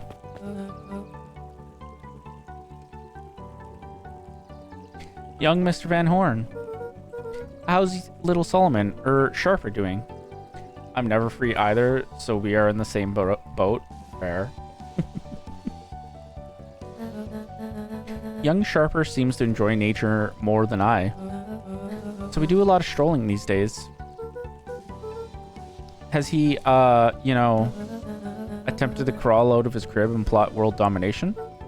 Yeah. Should clip that tomorrow? Oh no. Thankfully, no. I spoke at length with Dr. Modwell, and she feels that Sharper's infant mind was not developed enough to retain his previous memories. For all intents and purposes, the child is unmolded clay. Let's hope he's a little nicer the second time round. That is the objective, yes. But really, all I can do is try and hope. Two activities I am endeavoring to find less distasteful. Well, I think you're doing a great job. And the whole town is ready to help out however we can. Can't wait to teach him how to throw a baseball. Eris did her best to ignore the tears welling in her eyes. That would be acceptable. What's today's news that needs knowing? I'll give you tomorrow's headline today. Our old friend Patrick C. Montesquieu, aka William Kerr, just performed a stirring rendition of The Iceman Cometh at the State Correctional Facility. I hear there wasn't a dry eye in the house. Thank you. Oh gosh, thank you, Belzy. Well, I guess he has plenty of time to work on his craft.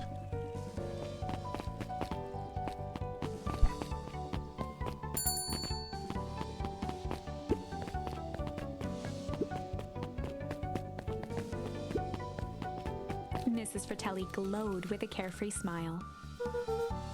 Is that your suitcase? That is 2 weeks of unencumbered tranquility. Excuse me. Would you be so kind as to take my order? 2 weeks of sand, margaritas, and forgotten obligations.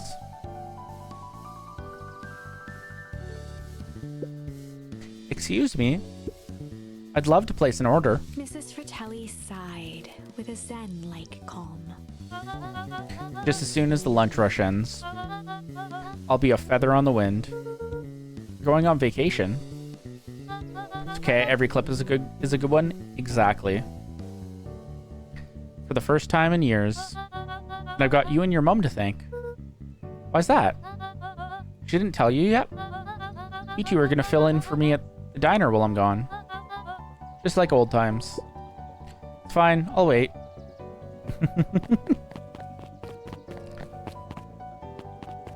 Can I talk to you?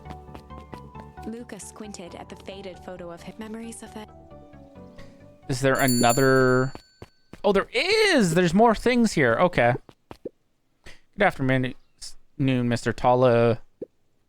Achoo. Sorry, these allergies have been killing me. Haven't been able to smell a thing all day. I almost sold Miss Hatch a gallon of spoiled milk this morning. Got anything to help clear out these darn sinuses? Whatever it takes. I just want to be able to smell again. Oop. Pungent. And pungent.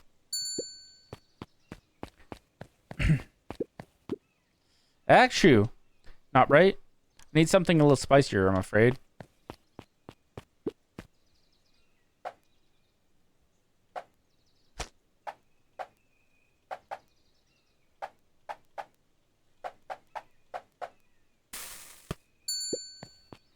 That should do it. Achoo, what's wrong? Well, I like the spicy peppers. Put them on something that'll really... Oh, I see. I see. Okay. So it's this and that. I call this one a cod for the common cold.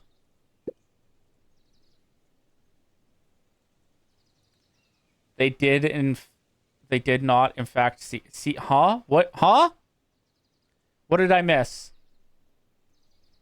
I'm confused. Hello?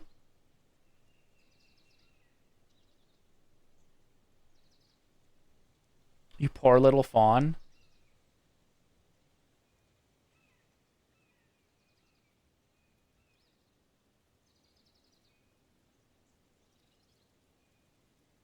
Yes, very much. Huh? Wait, are we talking about what Belzy said?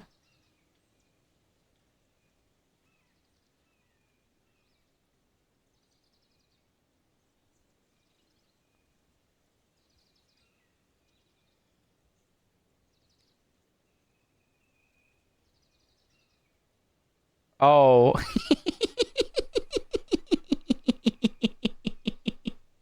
Oop. I'm a little slow.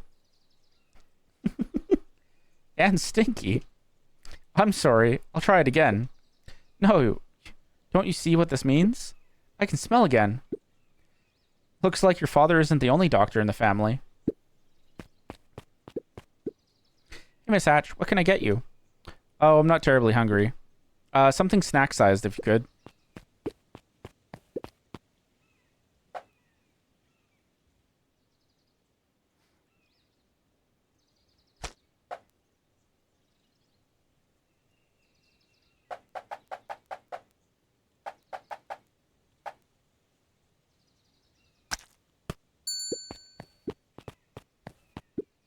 Oh dear. Couldn't possibly eat all of that. You have something smaller? The frick could it be? Small, small, small. Oh, okay. Is it that? I don't think it is that. I call it the novella. Lovely. It was that. I have a coupon here for one free burger. What'll it be? Well, I have a lot of mouths to feed. So give me the biggest burger you have. Oh my goodness. You have no idea. Oh, and throw some lettuce on top. Gee, I wonder which one we pick for this. Whoa! Still, thank you for the bits.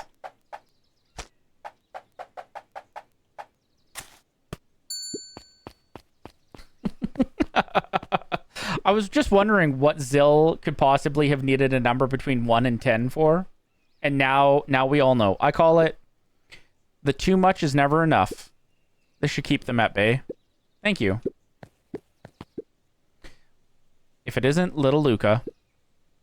Hey, Uncle Nuncreed. How come you haven't been around the house lately? Well, your dad and I had a little disagreement is all. How's he doing? Has he mentioned me? Not really. He's been busy lately. Sometimes he doesn't come home from work before bedtime. Imagine trying to beat the game tonight. I am, but I also kind of want to beat this. Is that so? Well, tell him I'm thinking of him. You seem sad. Nonsense. What can I get you for lunch? Fact of the matter is, I don't have much of an appetite right now. But Uncle Nuncreed, you gotta eat. I'll make you something special. That'll cheer you up.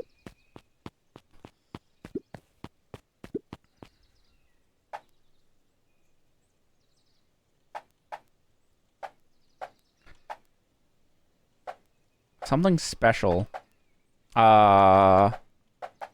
Succulent? Lavish? No. Indulgent? Maybe?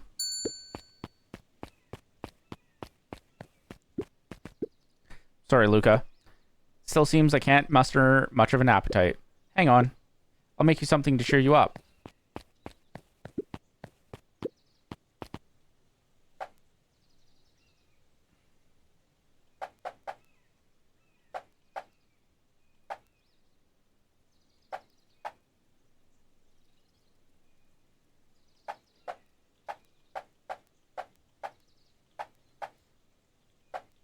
Is it this? I hope it isn't this. I call it the cheers looking at you, kid. I hate it. It's mustard on fucking candy. One burger with a side of good vibes. Oh, Luca, you sweet boy. Mr. Nuncreed reached down and patted Luca's shoulder with an enormous hand. Got a lot of your dad in you, don't you? I take it back. I guess so. Run along. I'll do my best to clean my plate.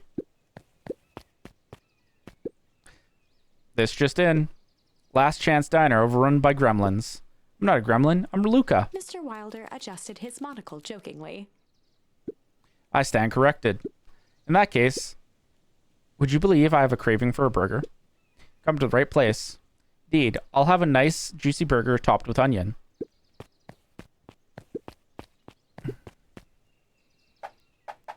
this and that. That was easy. Here you go. I'll call it the Wilder. You know I love a good byline. Many thanks. Listen well, child. I'm only going to say this once. I require a well-done burger. Got it. And when I say well done, I mean it. Well done, no problem. I fear you aren't grasping my request. I want the burger charred beyond recognition.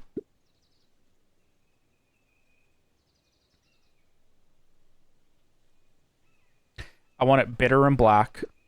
One burnt burger coming up. And top it with the most expensive thing you have. This is an atrocity.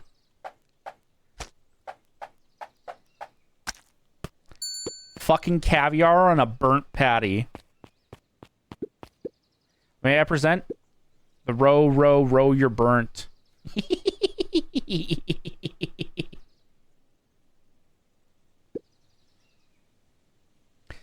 I can hardly believe it. You've done well. Miss Fratelli had caviar stashed back there. The woman is full of surprises. Very good. This will suffice. Oh, what does our mom have to say? Alrighty, looks like we've got everything we need. Let's get to feeding these folks. Oh, I already fed everyone. You made all the food yourself? What on earth did you put on the burgers? I just used what was lying around. Oh dear, that can't be good. Thanks again, Luca. Best burger I ever ate. Surprisingly competent. Everyone seems happy. You really are a remarkable boy, aren't you?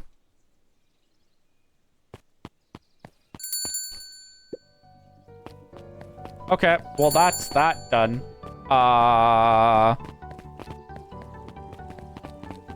Now we gotta go to Beck's house.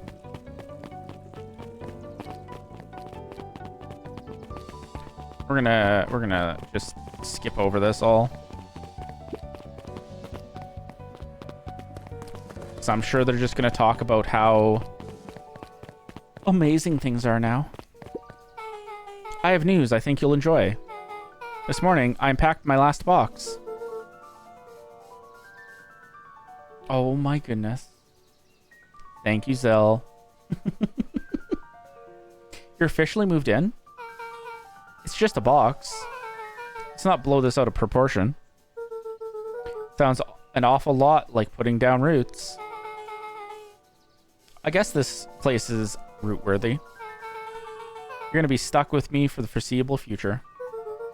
I do have to warn you, most years aren't going to be as interesting as this one. I think I'll manage. Ready? Before we go, there's a bit of a surprise.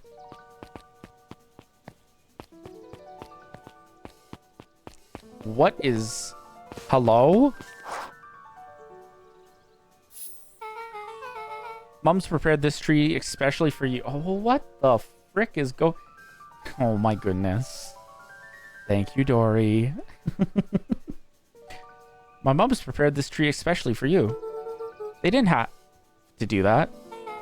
Oh my... Guys, what is going on? Zill, thank you again. Holy schmoly. Wasn't just them. Just about the whole town pitched in. I'll look away for a sec, Mitch. I'm looking away. We all owe you. Should do okay in the cold of Old Beacon Pines. And thrive as things warm up. That's perfect. When you're ready to take Jeff's wild ride to Old Beacon Pines. Oh no!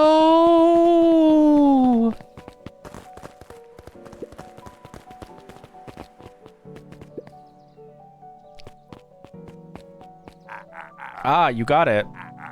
Now that's a good looking tree.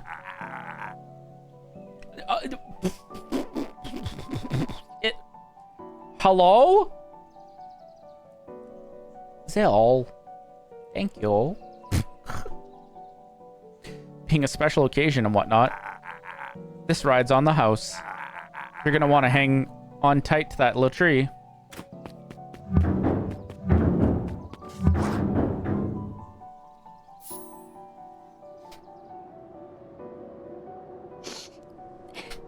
Oh, I think this is it. this is the true ending. The end I've been waiting for. No, the narrator's crying. Began to lose hope of ever finding it. But then you came along. I don't know exactly how to thank you. Who died? Our dad died. Our dad was dead at the very beginning of the story. And this was his true grave. And now we're planting a tree here. Because they moved the whole town, and with it, they moved his actual tree grave. Oh, imagine you're sad. Imagine being sad. It's hard to explain how much this means to me. Yeah, but they left his body here. So now we're planting a new tree. It's funny, now that our time together is finally ending. I'm at a loss for words. Let's just watch the end together. Done. A good little tree. The best little tree. Thank you, children. This means a lot. Yeah, thanks for everything. Shucks, I only did what any super awesome best buddy would have done. We should probably give you some time alone now. You good? Yeah, I am. It's been a wild year. How are you feeling? Everyone keeps asking me that. I'm fine, really. Pa always says the only thing fitter than a fiddle is a cello. I feel like a dang cello. Well, if you ever stop feeling like a cello, I'm here for you. I know, you don't even have to say it. You two make an awesome pair. Excuse me? We're a trio now. Yep. Thanks. Just one thing missing now that you're part of our group. Missing? Let me tell you a little story about a man named Hank Atomic. Mayfaye, thank you for the hydrate. Yeah.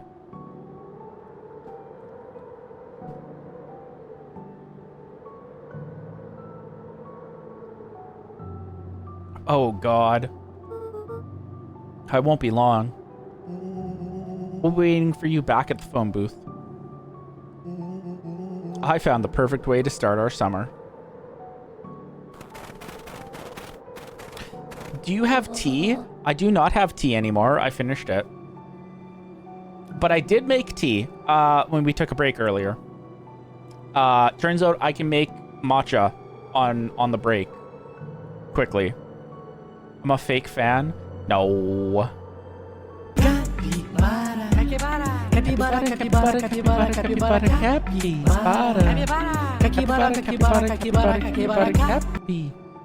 for the capybara, Belzy. No tea? No, I finished my tea. I'm not going to make another cup today. Got some good friends. No more sad Maggie. Is sad Maggie too much? Got some good friends. So proud of you. Your father would be so proud. I know. Happy to make everyone happy. That's amazing, Belzy. It makes me sad. Onyoru. I know. If you guys have a prime, slap that prime on the table like a big fucking Holy cock. crap. Show everybody that you have a big fucking dick today and slap that prime on the fucking table right now. Thank you, Zell. Mom, can I ask you a question? Do you ever dream about Dad? Not a night goes by that I don't. Are you ever afraid that you're gonna forget him? Forget what he looked like? Forget his voice? No, because so much of him lives on in you. The fuck was that? Yes. He loved that old tree, but I know he would have loved this one more, because his two favorite people planted it. I'll give you two a moment.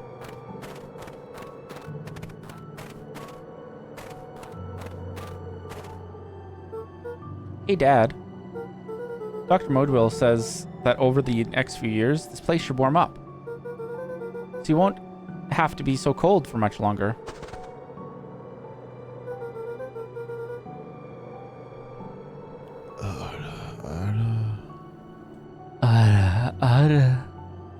Thank you for the Ara-Aras, Zill. I think I finally understand why you left that night. There were things you believed in. Big things. Those beliefs were the things that made you you.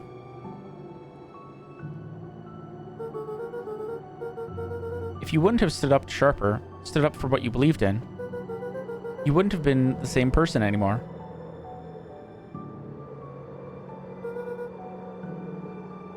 You had to go. But that didn't mean you loved us any less.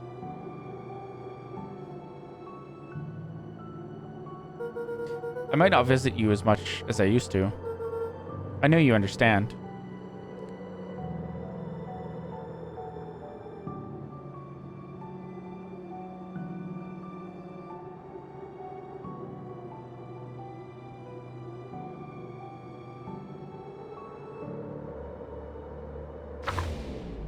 Damn, that was like a long pause. I was scared.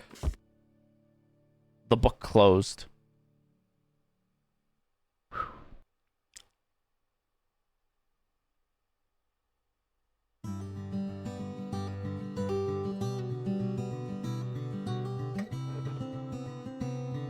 You beat the game?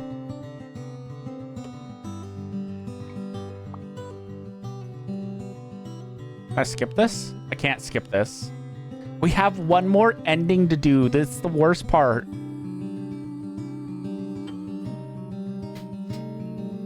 Holy schmoly. GG Magi, you did well. Thank you. Oh my god, Magi beating a game? Crazy. Right? I can take this off my backlog finally. Holy crap. Holy schmoly. Does this mean that maybe we'll also beat Sympathy Kiss? Is this the second game? Yes. Yes, it is. So we had 7. So before the year, before last 2024 ended, we had 7 games in our backlog. We had Ni no Kuni. We had this game. We had Sympathy Kiss. We have Pokemon Conquest, Volcano Princess, Crystal Story 2, and Guild Wars 2. We now only have 5 games in the backlog to complete.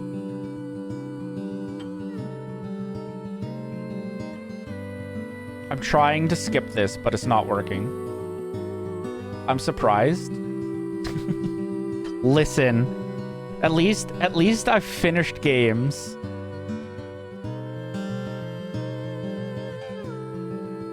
Adds 8 more games to list. Dory, you've seen the year at a glance. You know that there are many more games coming.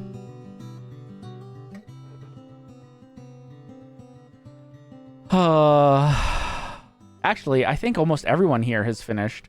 We finished another game. We did, Tats. We finished it, but we technically haven't finished it yet.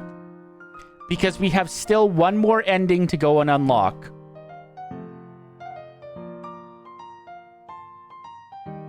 No, Tats, no looking.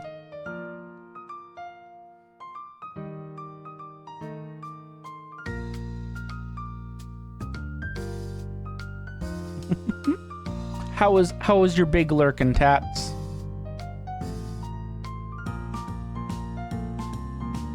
While this happens. Oh no. Okay, well while that's happening, I'm gonna switch to the chatting screen just so that like we don't have the game music playing and everything. Giggles. It's not gonna get me. Gonna have to try harder than that, Dory. Magi, I have a story to tell you. Yeah.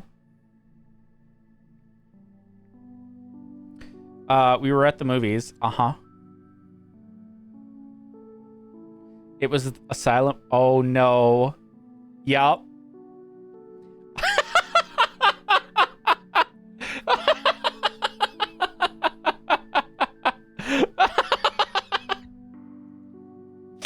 Oh, that was amazing.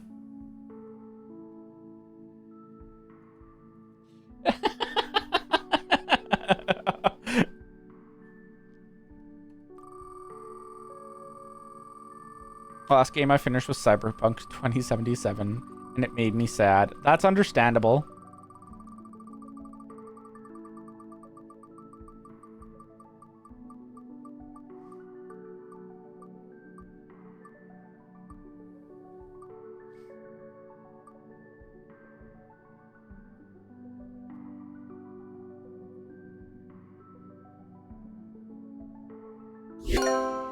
Yes! 10 squats? I can do that. Let's switch back over to the game screen real quick. Alrighty. 1, 2, 3,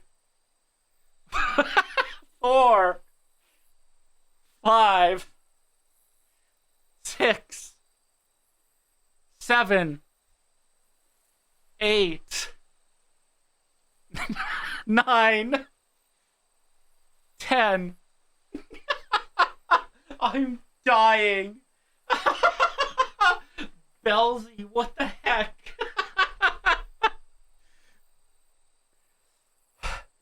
That's unfortunate, farty seal weaver. Holy crap. All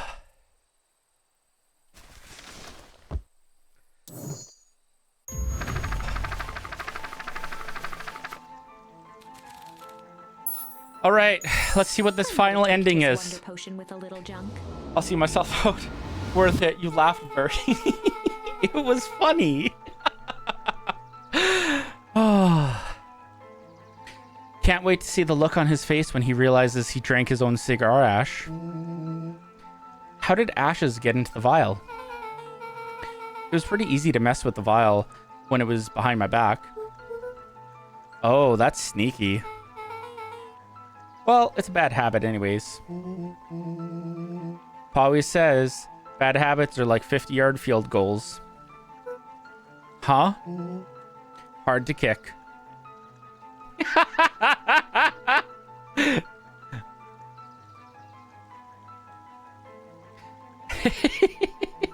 Dory, was that telling that story worth making me laugh? Now is the question. You can all call me Sharper Valentine. His body and face began to contort and expand as he disappeared into a belching green Please mist. don't go out. You apparently should not be allowed in public. You It's always worth making you laugh.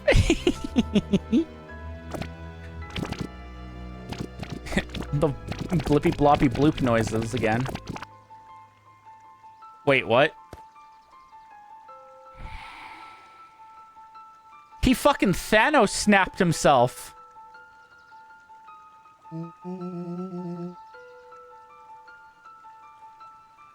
Well, that's one way to kick a bad habit.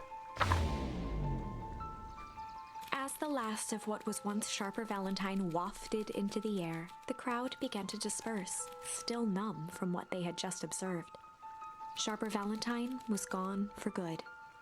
His end would be a new beginning for Beacon Pines, a new chance to let go of the things they had lost and grab hold of a new future. The end. Well, I'd be lying if I said that wasn't a bit gratifying. If that feels to you like a good note to end on, I won't stand in your way. Oh, Zill, what?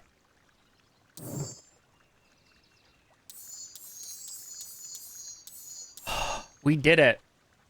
We did it. We did it. We beat the game. We got all the endings.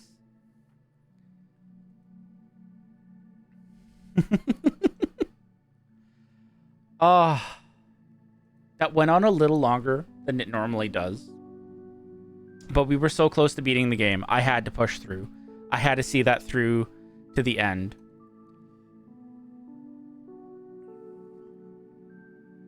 I'm very proud of you. Thank you. Also, it didn't have a traumatizing ending. It actually had a nice ending. The Will-O-Wisps are here. They saved the day and read a book. Oh, I adore that. I adore that, Faye. Thank you for the amazing raid message.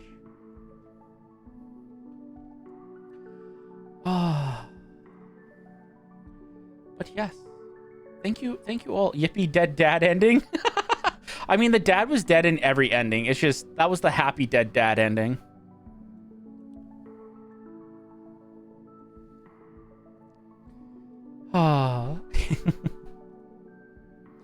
But this means we can start making our way through another game on the backlog next week. At least one game on the backlog. Happy dead dad ending. Sympathy Kiss 2. No, Dory. That's we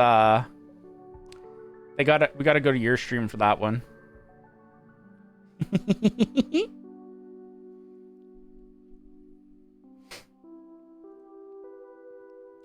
Oh.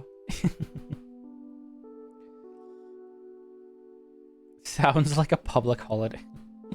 You know what? That does indeed sound like it could be a public holiday. Rude. Maybe one day we will return to Sympathy Kiss after we finish our current playthrough. And we will have a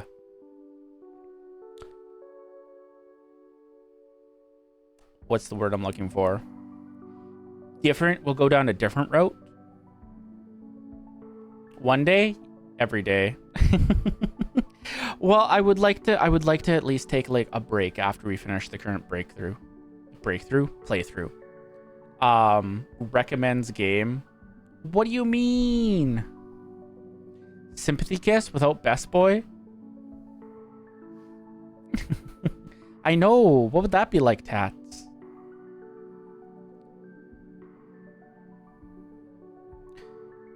But yeah, thank you guys all for hanging out tonight. I'm really glad. I mean, Kohei gets sexy. Kohei. Is that the bar guy?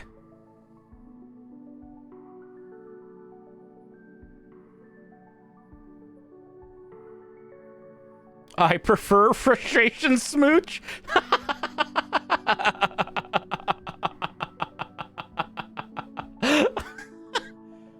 Oh my goodness.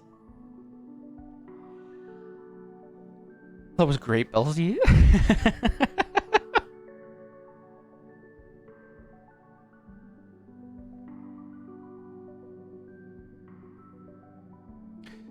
No, that's Sassy Network friend. The one with the brown hair. Sassy Network friend. Oh!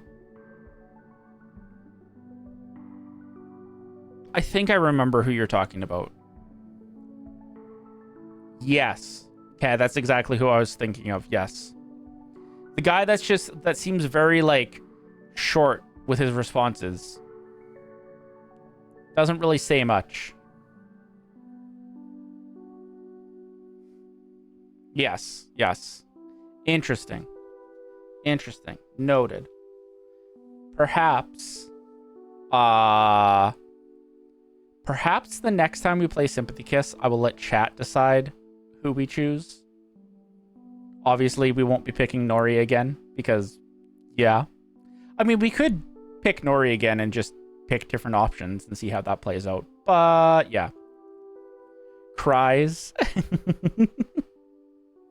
Oh, no. But there will definitely be a little bit of a break between the current playthrough and the next time we play it. Just because, like, I do have many other games that I would like to play through as well. As on top of the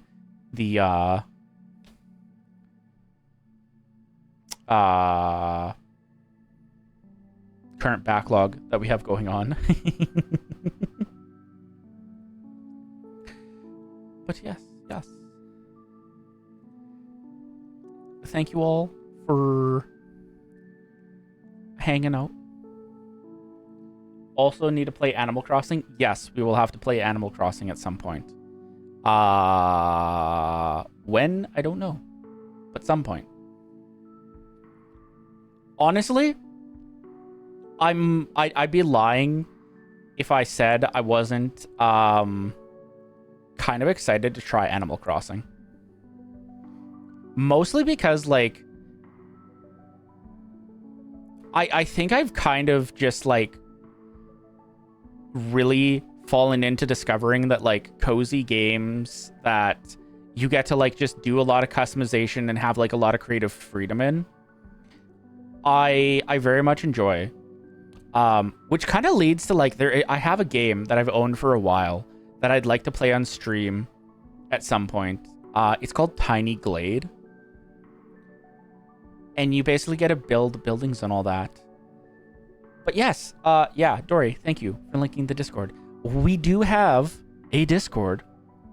And if you think there is a game that I would enjoy playing or you would like to see me play on stream, we do have a game suggestions channel in there. So feel free to drop your suggestions in there. And I can go and take looks at the games that are suggested. I just woke up when I joined, so have a good night, Magi in chat. And thank you for the stream. Thank you for stopping by, Zill. I always love seeing people pop into chat. It's great having you here. I hope you either have an amazing sleep if you are going to sleep now, or have an amazing day if you have the day in front of you. It's way later than I thought it was. Oh, nyor. I was aiming at you guys. But yes, we do also have many other suggestion channels in the Discord. And we have actually 2 polls going on.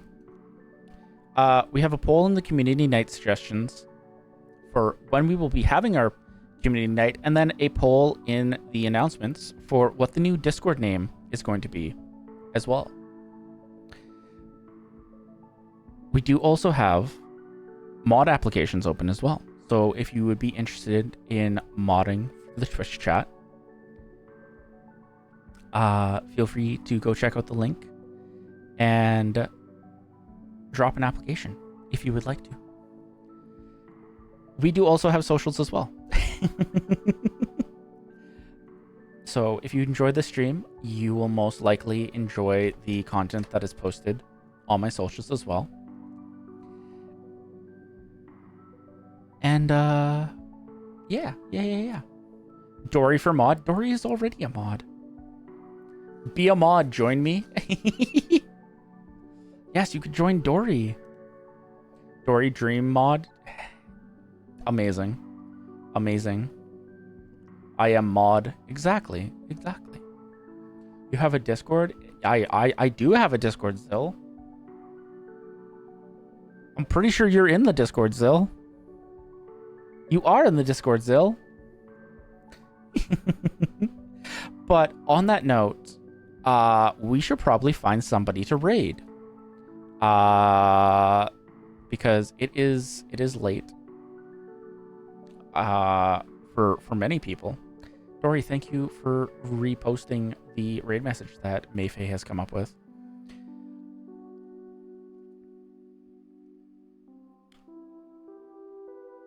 It is...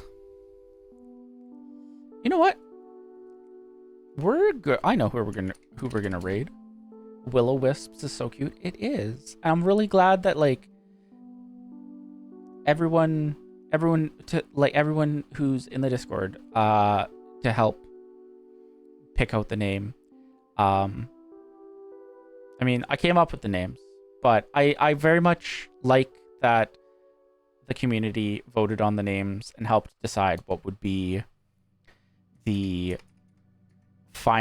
actual name. It feels not sure if I dare to apply. Never know how Dory will be to a fellow mod. Oop. It's almost as cute as Poop Links. Listen.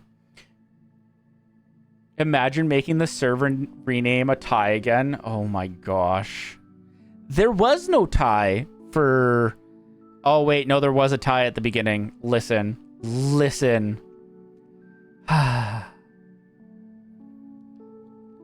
Why? Why would you choose chaos? Anyways. We're gonna go and raid Kelly. Kelly is currently playing Gunfire Reborn. Do I have that spelled right? I do.